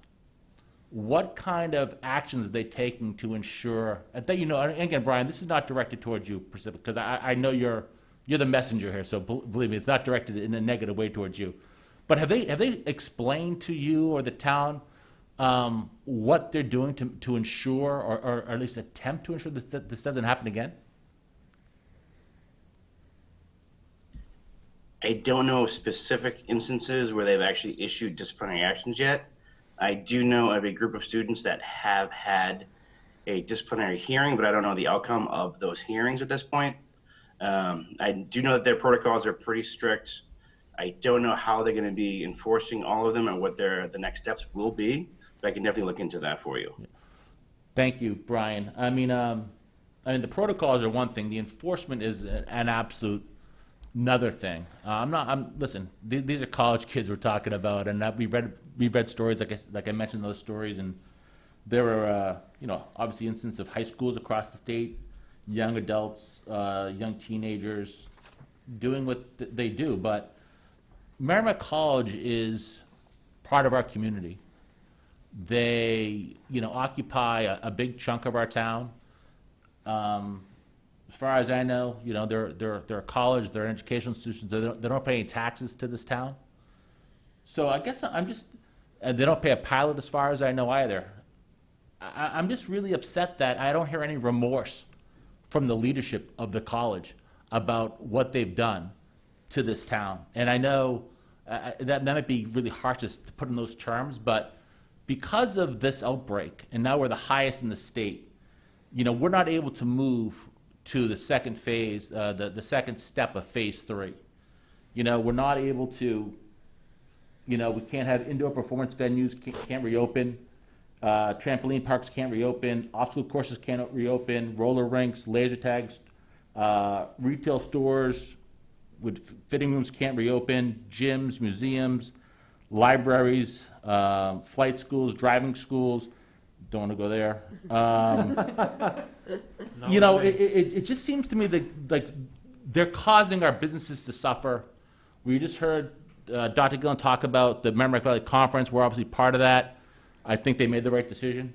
But they're responsible for this, and this community should be saying something vocally to President Hopi for what they've done to our community. And I am just so discouraged by the lack of leadership coming from the college on this issue. And I guess the last question, maybe you know the answer to this question, Brian. Do you have the power to, right now I know they're remote, voluntarily, they're temporarily remote this week. Do you have the power to make them go remote permanently? I don't know if I have the power to make a private institution close at that level. That would be something we'd have to ask Attorney Egan about. I think if there was something a little bit more serious, or, I mean, they contained it really quickly. Can't get much more serious than this. They contained it really quickly. If they didn't do anything, then we would have been able to step in and do something for them. But they, through their program and they shut it down as fast as they could.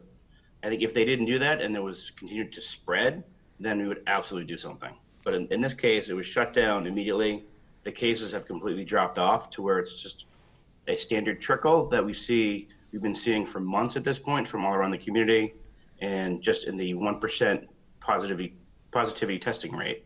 Mm-hmm. So, well, I do know you have the power to shut down, restaurants and businesses if they're not complying with COVID protocols. I'm familiar with that. Obviously, this is a large institution, and it would be a drastic step. But I would like to know what our authority is. When I say ours, I mean the town's authority is to go into Merrimack and say, you're not handling it responsibly, then you need to go fully remote. I'd like to know if we have the authority to do that, and I'd like an answer to that. And not today, Brian, and I don't need it formally, but if at some point you could get back to us and let us know, because I'm discouraged. A lot of parents are discouraged. I know this committee knows that I've wanted to go back, a lot more in-person schooling. This is the kind of stuff that's going to make it more difficult to continue, because obviously these kids, they might have contained it, great, but they're in our community. I mean, you can't tell me that the kids who are at Royal Crest aren't, going to the restaurants either down at Eaglewood Shops or down by, the other place down there where Fuddruckers used to be. They frequent other businesses. I mean, I just hope they're taking it very seriously with their students. And again, I only have the media reports. I just haven't seen any kind of remorse or apology from the leadership of the school that the burden that they placed on our residents, our students. So again, Brian, I'm not shooting the messenger. I think you've been doing a great job, and I do appreciate all the information that you've given us. But you are the person that is going to be enforcing, this stuff with the college. And I just want to make sure that they understand that there are very upset people here, and we want to make sure that this doesn't happen again. So again, thank you, Brian, Melissa, Caroline, all the updates you've given us over the last few months. They've been very helpful, and I really appreciate everything you're doing for us, Brian. Thank you, Mr. Teresi. Thank you. Ms. Mably. Thanks. Excellent timing. No, I'm super appreciative of what Cheryl shared. I think I said a few weeks ago that it all came down to us as families and parents of kids to follow the rules and be ready for school, because I do not want to go to remote at any stage. I want to move the other direction. So I'm thrilled to hear what Cheryl shared today and what Dr. Gilligan as well had said during his visits, that kids are doing well, teachers are doing well, following the rules, and I'm super proud of our families, and I'm grateful for that. Thank you, Ms. Mably. Ms. Lynch. Yeah, I have a question for Cheryl regarding, it's now allergy season. A lot of kids suffer from fall allergies. Do you recommend that if they have a sore throat, they get tested like just proactively, or how do we handle differentiating what are typical allergies with what could be COVID symptoms? That's a really good question. And Dr. Chan and I actually spoke about that today. So a lot of nurses know the students and know what type of symptoms that they have. And so it'll have to be a nursing assessment or nursing judgment. I think at the beginning, we will be more conservative and request to have more students tested. And then as we receive information from physicians' offices that this is normal for that student, that, then we could certainly loosen up. But I think at the beginning, it'll be a little bit tighter. Okay, thank you. Thank you, Ms. Lynch. Mr. McDevitt. First, I agree with everything that Mr. Teresi said. I mean, I think that, we would not be in this position if it weren't for Merrimack College and where we are with the student numbers that are there. And they may look at that and think that they've done a fantastic job in trying to control that. But those numbers continue to go up every time I see them. So I'm not sure how well it is controlled right now. But I do want to just say, we've moved to red and we're still remaining in the hybrid situation. And that is a direct result of the tremendous amount of time and preparation and patience of the staff and the school nurses and the community has had in order for us to continue to do the hybrid situation. And I think if we were to go into a remote world right now, that's not the direction that I think this committee or the community is looking for us to go. So I just want to thank you all for what I'm guessing is a tremendous amount of additional hours and time that you have spent to do that. So 2 quick questions. Obviously us moving into this red has kind of changed and impact the high school student athletes as they've been looking forward to some competitions. They're still going to be doing practices. Is there a direct impact for in-town sports as well? Things like Little League or North Andover Soccer, are those impacted as well, Mr. LaGrosse? Can you say that again, please? Sorry, I was sorry. I don't think any of the youth leagues have been impacted at all by what we've seen so far. No impact to the youth leagues? No. Okay. The populations aren't intermingling at this point from what we've seen for our spike and the populations that you're referring to. Okay. I think part of the reason why I asked that question is, some of our students who might be on those teams, can also still play. They can coach, and they're refereeing some of those games as well. So, I think that the risk that Merrimack has put us at is really great, and that concerns me. And then the very last thing for you, Cheryl, is obviously there was a mandate that came out, I think it was mid to late August, regarding flu shots. And I'm wondering what additional information or steps will be taken to kind of adhere to that, communicate that out to parents who may or may not be aware of that. And I know, for a lot of families, it's difficult to get scheduled into appointments for those, but I think the deadline is December 31st. Yes, that's a great question. That is the deadline. Two things is Caroline Ibbotson with the health department has set up a family flu clinic that we have every year. And this year it will be Sunday, October 25th from 9 to 3 at the high school. It will be a drive-through clinic, and that will be for families. So we will have that opportunity.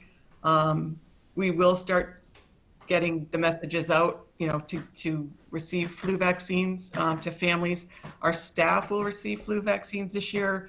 Next Wednesday in the buildings, the school nurses this year will give flu vaccine to all of the staff in their buildings. Does that answer your question? It does. Thank you. Is that all, Mr. McDevitt? That's all. Okay, thank you so much. I have just a couple of things. One is actually when Ms. Lynch mentioned allergy, I had meant to say earlier when we were recognizing Erica Murphy and her crew, not only are they serving everybody, but they're also accommodating all the food sensitivities that students and families may have, so food allergies and all that stuff. It's not just slapping things in a paper bag and sending them home. It's really very sensitive work that they're doing to make sure that students are safe. So I just want to shout out and thank again Erica Murphy for managing that. But for you guys, am I to understand that the Venn diagram of Merrimack students with COVID positive and North Andover residents not engaged with Merrimack, these are completely separate circles? There's no intersectionality between those two groups, that there's a Venn diagram that doesn't have any intersections between non-Merrimack College North Andoverites and Merrimack College North Andoverites? So that's correct. We've been doing all of the contact tracing ourselves, so painstakingly, and have been able to ascertain that there is no community spread. And so we're not seeing any cases in non-Merrimack related people that were caught from people in Merrimack. So thinking of a Venn diagram, you actually would have two completely separate circles with no overlap. Okay, great. Thank you. That's very helpful. And I am thinking again about our town resources and our school resources. And I'm wondering, I know that the nurses at school were helping with the contact tracing, and I'm wondering if our nurses were also pulled into the contact tracing to manage the Merrimack College tracing. No, not currently. One of the school nurses is working with Merrimack part-time, but everything else was done with Merrimack Nursing and Caroline Ibbotson, the public health nurse. Thank you, and we do appreciate that, but it's just good for us to know because we have a big job to do with caring for the kids that are in North Andover Public Schools, and so it's important that our nurses be able to focus on that as their primary work, and I really appreciate the management that you've done. And then my third question is just a clarifying question. You said they closed the dorm. I think what you mean by that is that they had the students quarantine in that dorm. You don't mean like all those students were sent home from that dorm, correct? They closed that dorm entirely for cleaning. There's no students in that dorm at all. So any students, according to their evacuation plan, any students who live within 200 miles of the campus are sent home. Any students who live further than 200 miles from the campus stayed on campus, but are stayed in North Andover, but in a different site, not in the Monacan dorm, because that dorm was closed for cleaning. Okay, and those students that were sent somewhere else are quarantining? Any student that had any contact was ordered to quarantine by the Board of Health, yes. Okay, that's helpful to me. Thank you for those clarifiers. And thank you to the members for bringing up really important points and really important perspectives as we try as a community to manage as best we can. And I would echo that we are very interested in the cooperation of the leadership of Merrimack College to help North Andover to get back in the green. That's where we belong. So there being no further questions, Dr. Gilligan, is that the end of your report? And thank you all very much for coming and answering our questions and providing information. So that report took longer than I anticipated. That said, a couple things. The cooperation between the town and schools is amazing. The safety of our students, staff, and our families is our top priority, number one. Number two, from the academic standpoint and being in school and getting our kids into school, I'm really proud they're there. Many communities are in a hybrid model. They have not started yet. And it's this superintendent's hope that we are going to have our kids in school. And we have a really good metric posted on our website about how we open and close school. And we meet almost daily. We have regularly weekly scheduled meetings with the town. But, I think Melissa, myself, Brian, and Cheryl. I mean, the other part, too, is Cheryl has been working nonstop on the weekends, too. From the school end and connecting with the town as our liaison. So I really appreciate that work. And I also appreciate the town manager working so closely with me on the network as well. So thank you, Melissa, for the IT, collaboration and work together. Absolutely. We're really pleased that the town and schools work well together. It's a great asset to the community. Okay, so we're on to, and you guys are of course welcome to stay, but if you have other things calling your attention, we do welcome you to leave and we will not be offended. Thank you, everybody. Thank you very much. Thank you all very much. And Thank feel you. free to Good watch night. remotely as well. Thank you. So we're on to the chair's report. And our first item of discussion is our school committee annual meeting calendar. We did not have a summer break this year, but Ms. Zagari kindly put together a list of dates for us. We often try to, as best we can, confirm the dates through budget season, so now through the end of January. And then we sometimes have to revisit what the spring meetings look like. But I did circulate this list with you all in advance of it being shared with the agenda, and I would ask at this point if anyone looking at these dates, our next date being October 22, November 5, November 19, December 3, December 17, January 7, January 14, and January 28. If there are any members who have conflicts, particularly through January, can you please let me know? And I'll start with Mr. Teresi. Any conflicts? Nope, all good. Thank you. Ms. Mabley? No conflicts. Excellent. Ms. Lynch? No, not right now. Okay. And Mr. McDevitt? No travel planned. Yeah, and I would raise, I did review this with the with an extensive list of holidays, and I did learn that December 17th is one of the last days of Hanukkah. But checking that the first day of Hanukkah is considered the most important day, I think that will be okay. January 7th and 14th are both Orthodox holidays. One is Orthodox Christmas and the other is Orthodox New Year. So if there are concerns about that, we can consider other options. But as it stands, we will plan, Ms. Zagari, that those will be our meetings. And just looking ahead, does anyone have any conflicts with the rest of the dates through? And I know that's quite a bit ahead, but so that's February through June. And Mr. Teresi, any conflicts that you know of? Good through March 18th, and not much. Okay. And Ms. Mabley? That's terrible. I'm all set, thanks. Okay. Ms. Lynch? Nope. And Mr. McDevitt? My only question is April 15th, is that during April vacation? It is not during April Okay. vacation. All right, perfect. It's the following week. And I did note that April 1st is Maundy Thursday or Holy Thursday. I know that we do not have Good Friday off, so I'm anticipating that that's not going to be a problem, but if it becomes a problem, we can, again, look at alternatives. And then we have the other tentative dates on there. We have town meeting, scholarship night, awards day, and graduation. So all exciting things that we'll have to look forward to as we continue our year. Okay, so our next item is our review of subcommittees and liaisons. And we generally look at this list in the summertime, but we were busy this summer doing other things.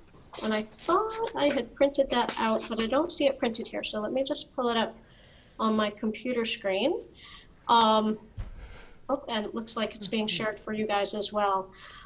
So our negotiations, I highlighted the things that I think need a change, and we can hear from people if they personally need a change or can't continue doing something. We have, with legal affairs, we have Holly. With teacher negotiations, we had Amy through the regular negotiations process, and then Andrew and myself continued with the MOU process. So Amy, if it's okay with you, I will continue working with the teachers union on any further MOUs we may have. That makes sense, thank you. Okay. The teaching assistants has been going parallel to that, so I'm happy to continue doing that. Policy, Amy, you've been our policy queen. Are you good with that? That sounds fine, unless anybody's desperate to take it on. Happy to share. I'll share it with you if Okay. you like. You want to take it instead? No, I said I'll share it with you. Oh, share it, yeah. So you all heard it here that if I'm desperate, I can have Ms. Lynch help me out. So thank you. I'm She happy. volunteered. I'm happy to stick with it. Thank you. Well, and I did breeze over. Ms. Lynch, are you okay to continue with legal affairs? Yes, that's fine. Okay, and Mr. McDevitt, you're okay to continue with negotiations? You got it. And I have to say, in our next agenda item, I'm going to mention that we approved 18 sets of executive session minutes in our executive session. And Mr. McDevitt has been doing a tremendous amount of legwork and hours in teacher negotiations. He went from January to July working with regular negotiations and kept right on going through September with the MOU. So I'm very appreciative. And we have school building committee. David Teresi, are you good to continue doing that? Yes. So, Thank you. Can I just ask a question? Why would we continue to have that committee? We're not planning on building anything at this point. Well, Mr. Teresi, do we still need that committee? I think we should always have that committee. I mean, we haven't been meeting, but there is a school building committee that we have 3 appointments. The moderator has 4 appointments to it. As far as I know, those other 4 appointments are still solid. And I think, we'll find out in November about where we stand with the middle school as far as SBA. So it could be reactivated, pretty quickly, but I mean, it's fine. Thank you. Yeah, and I know at different times, the school building committee has done, assessment work at what we have for assets in the community and other things. So we don't know. There could be an exciting need to have that active. And then the fundraising policy practices, which we're also going to talk about later tonight. You're good with that, Andrew? Yes. And then the Hall of Fame, that is part of our policy. The school committee vice chair does that. So I was thinking I'd just take out the name and leave it as school committee vice chair. That makes sense. Okay, so I'm going to take that out. And that is you, Ms. Mabley, at this point? Tis. Okay, and we'll talk about that later. Tis. And then we have the Brc Liaison. I'm happy to keep doing that, but if anybody wants it, speak now. Hearing none. Budget Communications Liaison was TBD last year. So I wonder if that's something we want to assign or if we want to leave that TBD. So, Chair Picard, so this is my 5th year on the school committee, and I've never heard tell of what this is or who does it or what happens in it. So maybe if if Andrew or David has past experience, what is that? I think it, in my experience, it hasn't been that long, but, when we've had budget communications or debates with the town manager and the board of selectmen, it's usually been the chair and the vice chair. I know myself and Helen, last year when we went back and forth with the town manager on our budget request, it was us. So I don't think it's actually a needed liaison. I think it's probably just going to fall to the chair and the vice chair. That's what my opinion would be. That makes sense. Okay. You said the same thing, Mr. McDevitt? Yeah. Yeah, nope, agreed. Oh, okay. I'm happy to continue working with Crest. Dr. Gilligan's working with SEAM, and there's no choices there. Mr. Teresi, our legislative liaison, are you good with that? Sure. And Mr. McDevitt, our North Andover Foundation for Education liaison. Sure. And that group has not been very active in the last couple of years. So That's why I like being on that. well, Come on, you're not busy enough, Andrew. They're my fave. Ms. Mabley continues with the PTO presidents. Yes. I'm happy to work with the Health Advisory Council. Ms. Lynch, you're happy with the North Andover PAC? Yes, and just a logistical note, effective, I think, next month, they're going to change their name to North Andover CPAC. So I don't know if you want to make that change there. That's why it's in yellow. SEPA. Okay, see. So will it be NA CPAC like that? Yes. Separated? Okay. So I'll take off our yellow. That's no longer needed. Sorry, I could do that, not online. And then OPEB, is that continuing, Ms. Mabley? So I was going to say, I'm pretty sure that my service has been no longer needed. Okay, should we? I can check with, it was Mr. Nobley at the time who was the chair of that, but I believe that committee is dissolved. Okay, so if I could figure out how to strike through that in suggesting mode, I would. But it's not showing up because my screen is minimized. But Ms. Zagari will probably strike the OPEB. And if for some reason we need to reenact it, that's fine, but I'm pretty sure we're finished. It's been over a year since we've met. Okay, good.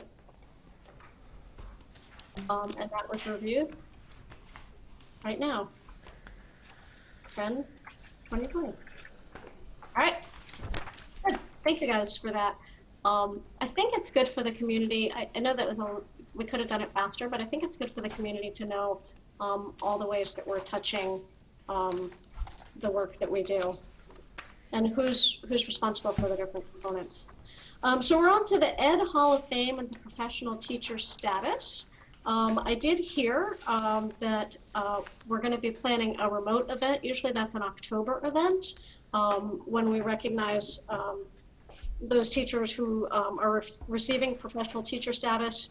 And we did elect a Hall of Fame, a new Hall of Fame inductee, Mr. Ray Grady, 1971 to 2006 at North Andover High School, still alive and well and kicking, gave up his spot so that younger teachers could jump in and have the opportunity. So I would ask Ms. Mabley that you be in touch with him and let him know that we are not having an October event, but it will be planned soon. And Greg Landry will plan some marvelous recognition in a remote setting like we did with some of our great celebrations in the springtime. Yes, Mr. Grady and I exchanged voicemails over the summer, as you know, and then I've also been talking with Dr. Gilligan about how various ways we might enjoy hearing from him, not just ourselves, but also sharing his wisdom with our teachers. And it's always been tied in the last several years with a professional teacher status event, and I think the past recipients have always had nice things to share, practical things to share with those newer teachers. So we're trying to figure out the best way to celebrate, but also share his thoughts. So we will keep you posted. Thank you very much, Ms. Mabley. And we have the announcement. I did refer to it. We did approve all the executive session minutes in our executive session tonight, and there were something like 18 sets of minutes from September 12th 2019 to September 2020. So those have been approved. That's what our executive session was tonight. And we are on to old business. So the COVID finance update, and that will be Jim Neely. Thank you. So we've been getting a lot of questions about how much funding is available to help us with opening schools in COVID-19, and what are the funding sources, and what are the expenditures or expected expenditures, because we have a lot more to go still. So I put together this spreadsheet that shows what the funding sources are and how much of those funding sources, and really most of it is for the schools, even though a large amount of money came into the town as CARES Act funding. A good portion of that is dedicated to the schools. And I have to say, one of the things I had been hearing is that the town wasn't cooperating with us, which really took me aback, because they've been extremely cooperative with regards to helping us with opening the schools, and especially with the funding. I've heard from my peers that towns have been having some infighting between the municipal side and the school side as far as allocating CARES Act money, but that certainly has not been the case here. So as you can see, the town received $2,758,297 in CARES Act funding, of which, and I'll show this in a minute, we expect the school department to spend almost $2 million of that, so $1,982,000. The CVRF grant is a coronavirus relief fund that was available to schools, and we applied for that grant, and we've been awarded it, and it's $1,057,000, and we anticipate spending all of that. Now, both of those first two items need to be spent by December 31st, 2020. That has not changed yet. Everyone was hopeful that it would, but as time has gone on, we are pretty confident that we actually will be able to spend that anyway, especially with the, as OLA grew in the need for additional staff to man that, we do not anticipate a problem spending all of these funds by December 31st. The ESSER grant, the Elementary and Secondary Education Emergency Relief Grant, is overseen by our curriculum side of things, Lorraine Marks. We received that at $308,000 to help with the delivery of curriculum during COVID. And then we also received $71,000 for the Remote Learning Technology Essentials Grant that is overseen by the Technology Department. So where is that money going? The Coronavirus Relief Fund grant, you can see we had to submit the budget in order to qualify for this. We anticipate $180,000 of that for the salaries for teachers, for OLA, and for salaries for teaching assistants who are helping out with OLA. Outside professional services, that included the group that came in and did the environmental engineering for us, so when we pay them. Materials and supplies, and all of this is stuff that is coming in now, so you'll see as time goes on, the expended amount and the encumbered amount will go up and that balance will come down, but that's what we're intending to buy. And for any grant, you can see we have to account for MTRS, the retirement benefit, and so that's been accounted for here. The ESSER grant, we've expended almost $35,000 and encumbered another $81,000.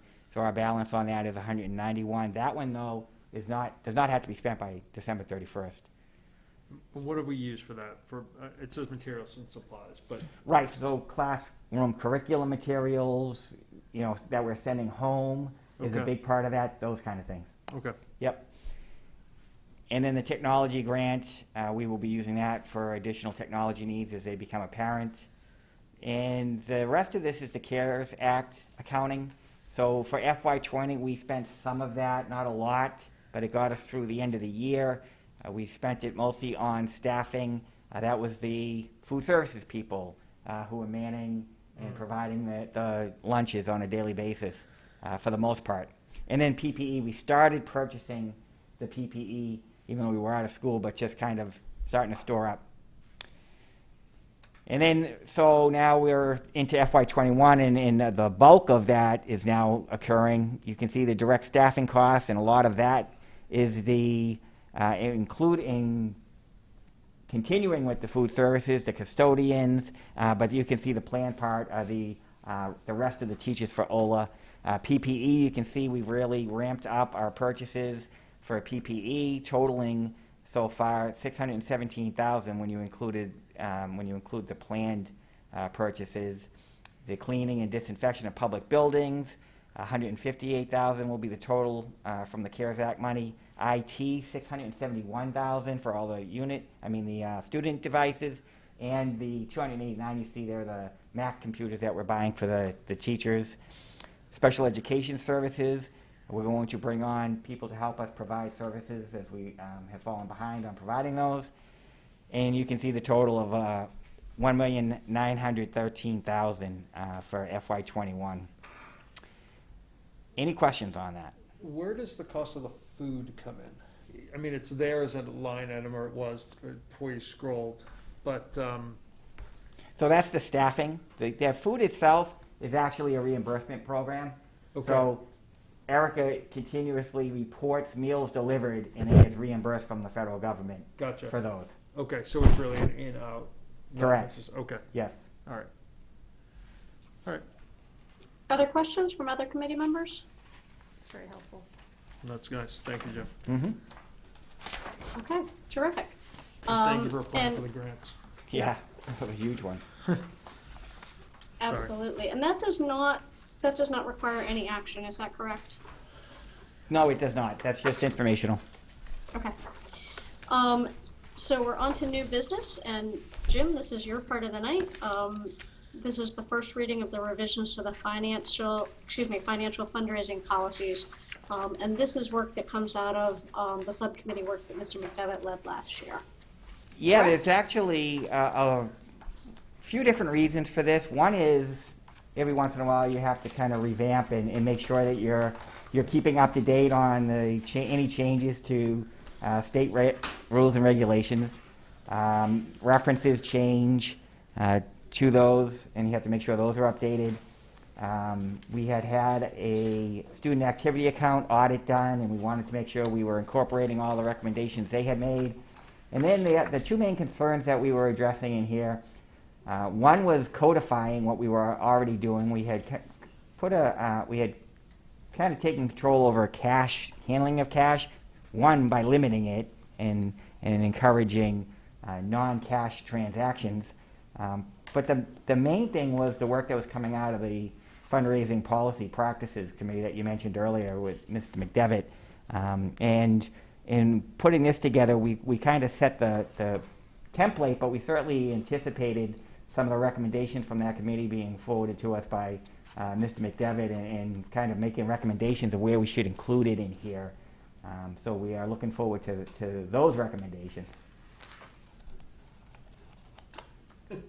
And one other point on the document, if you look at it, the yellow is more for our benefit than to draw attention for you guys. It's where we're making sure that, one, look to make sure that that's actually what's happening, or two, it's referring to an appendix that we're going to have to make sure is there and is numbered correctly. So those kind of things. That's what the yellow highlights are. So this is a document that's in process. It's not complete for us to consider at this point. Is that what you're saying? Right. So I wouldn't. There's no rush on this by any means. We do want to try to get the fundraising protocols into place as soon as we can. But if it's another meeting where we incorporate changes and then the following one after that gets approved, that would be fine. So we'll need to be considering having this on October 22 and then again on November 5th. Possibly, yes. Potentially. Okay.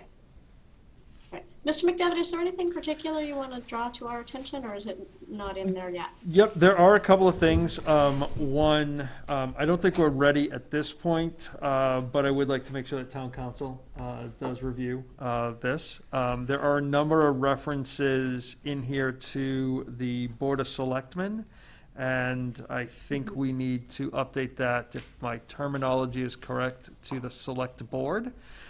So I'd like to see that updated. And then regarding the fundraising piece, which is really probably the last couple of pages, there are a couple of things that I think we are missing based on some of the findings from the fundraising committee. One would be, if it's the will of the committee, that there is some form of a acceptance of the policy and an understanding of what the policy is by any coach or advisor, so that they are clear that they understand the policy. I think it should be clear what repercussions may or may not exist for not following the policy, which I would assume would be potential for loss of a future stipend position. I think we want to be consistent with our policy of, I think we mentioned in here somewhere, but I'm not exactly sure which page, that we are not doing raffles or having direct solicitation. I saw that someplace. I saw the raffle bit, yeah. Yeah, it is on one of the pages. There's almost 60 of them, so I don't know exactly which one. And I can work with Dr. Mealy if that's the goal. But direct solicitation and direct raffle. I think there's also, I know some teams have done video messages in conjunction with direct solicitation. So I'm not necessarily a fan of that, and even if a team were to do that, all parents have to sign off that their student is agreed or that they're allowed to be videotaped for that. And I think that if we are fundraising, then we should be clear that we are not fundraising for stipend or salary positioned coaches or advisors. Okay. So those are my, probably, I don't know, 5 or 6 different things in looking at this. And for people that are looking, the raffles is on page 53. 53, all right. I knew it was somewhere. Well, I have the benefit of a of a search tool here. Okay, are there others on the committee who have questions or comments about this document? And I'll just go through the roll call, starting with David. No, I just want to thank Andrew again for all his work on the fundraising piece. I know it wasn't easy, so thank you, Andrew. No problem. And Ms. Mabley? A couple things. I just, it's going to sound silly, but I think it would be helpful to define what a raffle is. Is it just straight up like 50-50 raffle? Like what is not allowed about a raffle? You don't have to tell me now, but I mean, I think it would be good to be clear about what that is. I'm not necessarily opposed to it. I think a lot of performances, I'm thinking of a middle school drama program that I remember going to where there's a 50-50. I won it once. Hopefully you gave it back. I did, actually. I did. I'm not necessarily opposed to that. I don't know why raffles is specifically in here, and I don't know, Dr. Miller, if you have any games of chance. Well, games of, this comes from the recommended. There's a template that comes out statewide. Okay. And so this came right from that. Okay. And I do know that at one point in time, the North Andover Music Association did a very serious raffle with a very pricey item. If I'm not incorrect, it was a very expensive piece of jewelry. And we did have to go to the town, and you have to get certain regulations that you have to meet. And I don't want to say it's cumbersome, but it's a little bit tricky, and you have to limit who can win. So, a lot of times people who are doing raffles are buying a lot of raffle tickets, as a donation to the cause. So it is a little bit tricky. I think beyond the 50-50 raffle or the the penny drawings, as we might call them. Yeah, I think clarification would be good. Yeah, because I think there are some that I would hate to burden. It's so easy for I was at the same performance, I think, that you were, Mr. McDevitt, or similar. It's so easy for them to do that, and it's exciting. And if there would be parameters, I'd be curious to have that. So, Yep. But I would hate to have that just say no apples. Right, no, Personally. agree. Okay.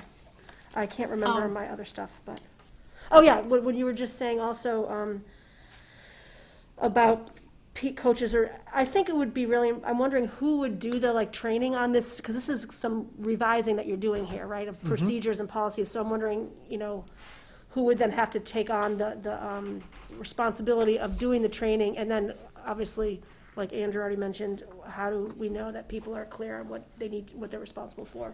Right, so ultimately it would be me working with the athletic director for coaches and the principals for advisors, and the student activity account, even students. So what I envision is a presentation that they would get either at the beginning of the year, or if they are looking to start up a club, that they would have to watch and acknowledge, as Mr. McDevitt was talking about, that they have seen it, understand it, and will comply with it. Excellent, thank you. Those are my questions. Okay. All right, and Ms. Lynch? No questions, thank you. Okay, and I just have a question about the bonding. Has that always been there, and how does that work? It's funny, it comes up all the time because I get a mixed message every time.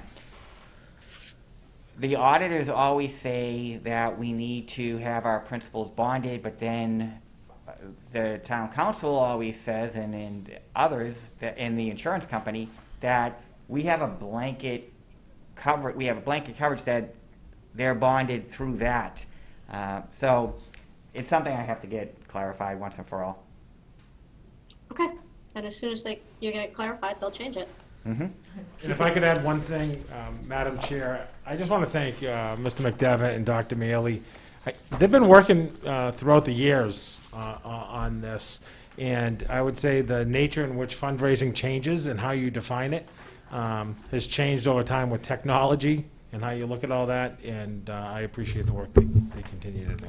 Yeah, and I would be remiss if I didn't acknowledge the work of Lucy McCarthy and Tracy McCullough. We've been focused on the fundraising aspect of it, but it's a complete policy and procedure manual that they have put a lot of work into, so I just want to acknowledge that.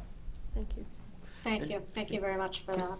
Mr. Picard, can I ask Dr. Mealy a quick question? So I'm just noticing here, page 48, it mentions some things in terms of tax exemption status and gifts. And so I'm just curious if we need to have anything in here regarding corporate matches.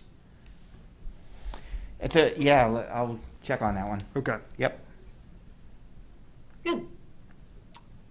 Okay, so we've come to the time of night where committee members can say their piece to the community. They have something they've experienced or just want to share. So we'll go around the room and do that. And I will start with Mr. Teresi. As always. I think I said my piece on Merrimack College, but I just want to say thank you to the administration, the teachers, the staff for a great first week. Again, obviously I've been pushing for more in-person learning, but I can't tell you how happy my kids are.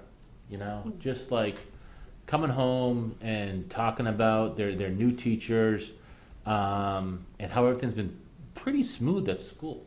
I know that the technology notwithstanding those first couple of days, but like actually being in the buildings, my kids are over the moon, and that means me and my wife are over the moon. So again, thank you, Greg, Jim, Lorene, the teachers, the staff, just off to a good start, and can't thank you guys enough. Thank you. And Ms. Mabley.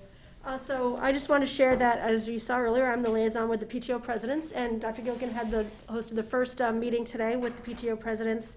Some are new in the job. There's some that are still being put together, and they're still sorting out how they're going to launch their first meetings, probably in October or November in some cases. But they did a lot of work. A lot of the PTOs were able to welcome the teachers back with some kind of, they traditionally give them money for supplies and things like that. Some worked out, continental breakfasts, signage and good cheer and things like that. And so really excited to hear all of that. And what they did say is that they're all working on ways to look at fundraising, but they are all foregoing at this time. Traditionally, this is the time of year where they send out the, hey, if you want to contribute, you can just give us some money, rather than the appeal. Do anything, right? So the appeal, they're foregoing that for now because they do not want to add further burdens to families. So they are looking at ways to combine community building and fun and exciting with fundraising through anything from, selling pies at the holidays, which a lot of the schools do, or cookie dough, or what have you. And some of them are coming up with they shared a lot of neat ideas with how they're trying to find a way to, offer other ways to celebrate Halloween, for instance, because, who knows how that's all going to go. But I also wanted to mention that we talked about the NA CPAC, the name change that's coming in November to celebrate that.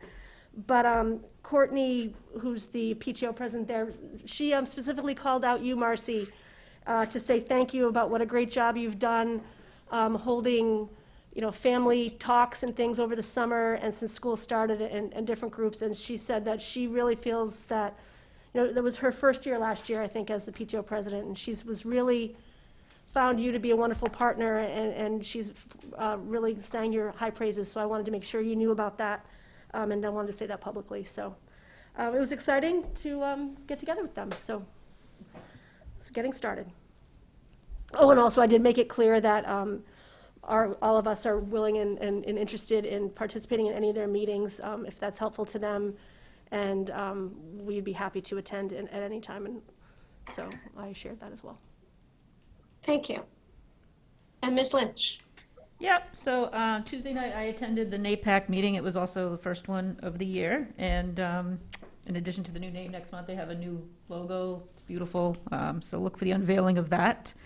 Seems to be a very excited, engaged group, which is really nice to see because we've been as small as like 3 or 4 people in the past to quite larger, so that was good. One change this year is that the meetings are going to be in the evenings to try to accommodate more working parents. And many people don't know that anybody can join or anybody can tune in. So if you need the meeting dates and times, you can either contact me or contact the special ed department here, and we can get you that information. But they're doing some exciting things, and I think they're looking for new ways to do understanding our differences too this year, since we can't do that in person. So they're doing some good brainstorming right now. That's awesome. And then I just wanted to touch upon one of the public comments tonight. We didn't get a chance to go around after them, but I think, Ms. Picard, did you mention that we're going to be discussing reading in an upcoming school committee meeting? We are, yep. That's going to be on our October 22 agenda, I believe. Oh, it's the next meeting? Yep. Okay, so I just had a few questions if we could find out the answers in advance for that meeting. One is, what kinds of programs and curriculum materials, technology, subscriptions, et cetera, basically detailed description of what was purchased with the Title I money for the last 3 years. I understand that maybe some staff were also paid with that grant. What were the qualifications of those staff? And what is the research-based evidence for the Lucy Calkins reading program? All right, I've made a note, and I hope Jim and Lorraine have both made notes too.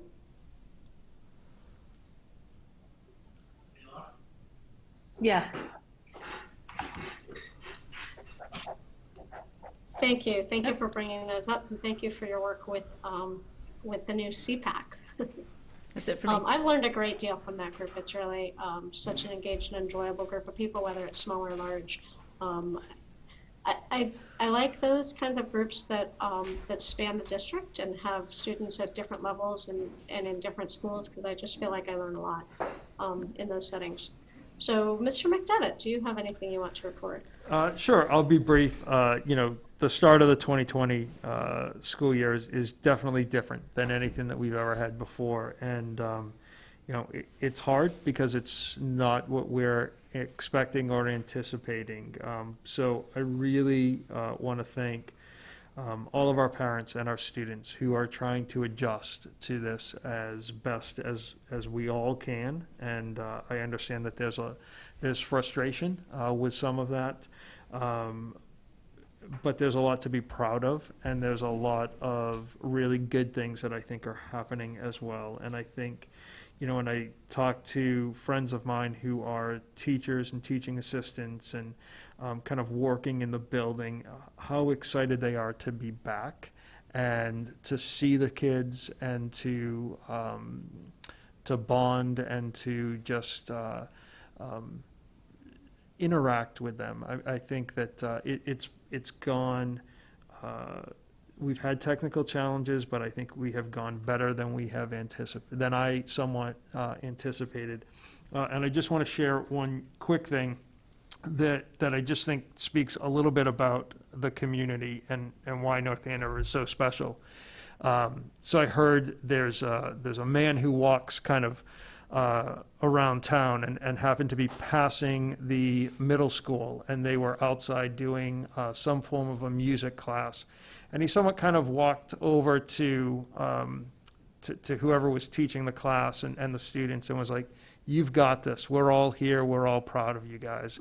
And I just thought, this is perhaps a gentleman who, is not necessarily affiliated with our schools, or maybe his children or grandchildren are. But I just thought, how rewarding is it that we're trying our best, we're doing the best job that we can, and people really recognize and appreciate the measures and the distance that we're going. And I think that the teachers and teaching assistants are going for our students and our families. And so I just thought that was a nice thing to kind of share, and I hope that we can continue to kind of to hear that in the community, because I think there's a lot of frustration right now with a lot of things going on, not necessarily in our community but our country. But I think it was just nice to hear how special this town is.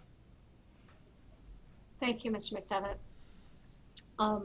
So I'll share just a couple of things as you all are experiencing the work that I've been doing. Crest is going full tilt boogie, and they are getting ready to move mid-year into their new space from Methuen to Andover. So that's exciting work. And the Healthy Relationships Coalition is getting started next week. That is not on our list of liaison work, but I will add that to it, because that that coalition has been doing some good work with student voice. And I happened to watch one of the Civics in Action with the Youth Center, so that was a really great, Mr. McGravy shares a lot of those things, and I just really like to see some of the things that are happening. I really want to appreciate the ways that the community has been reaching out to us and sharing with us our organic connections that might happen at drop-off or pickup or sports or performances or even in the grocery store. We're having less of. So it's important that there be ways that the community can reach out to us, and so we'll want to think about that. In recent years, we've been doing different school committee meetings in schools, and right now, because of the governor's order around how open meeting law works and limiting numbers of people, we can't have the public in our meetings. So I was glad tonight that Henry Duggan bravely joined us on the phone. I hope others will do that as well. We did have a few people the first time we tried it. And we'll be looking at our goals next time we come together. So we have in the past had the goal to try to find greater ways to connect with the community. So I'll appreciate the creative energy and ideas that people will have around that, since some of our more, as I said, organic ways of connecting are limited at this time. So I will thank everybody for their time. Dr. Gilligan, your team, the folks you've been working with on the town side, and all the committee members and the community who are joining us tonight. And I would entertain a motion to adjourn. So moved. Second. So I believe that I heard Ms. Lynch move, and Is that Mr. McDevitt. Mr. McDevitt who seconded? Thank you very much. And it is 9:24. I'm imagining there's no discussion. Hearing none, we'll go to a roll call vote, and we'll start with Mr. Teresi. Aye. Ms. Mably. Aye. Ms. Lynch. Yes. Mr. McDevitt. Aye, aye, aye. And the chair votes yes, so that's 5-0 in favor of adjournment at 9:24 on 10/1/2020. We will see you again on the 22nd. Thank you. Bye-bye.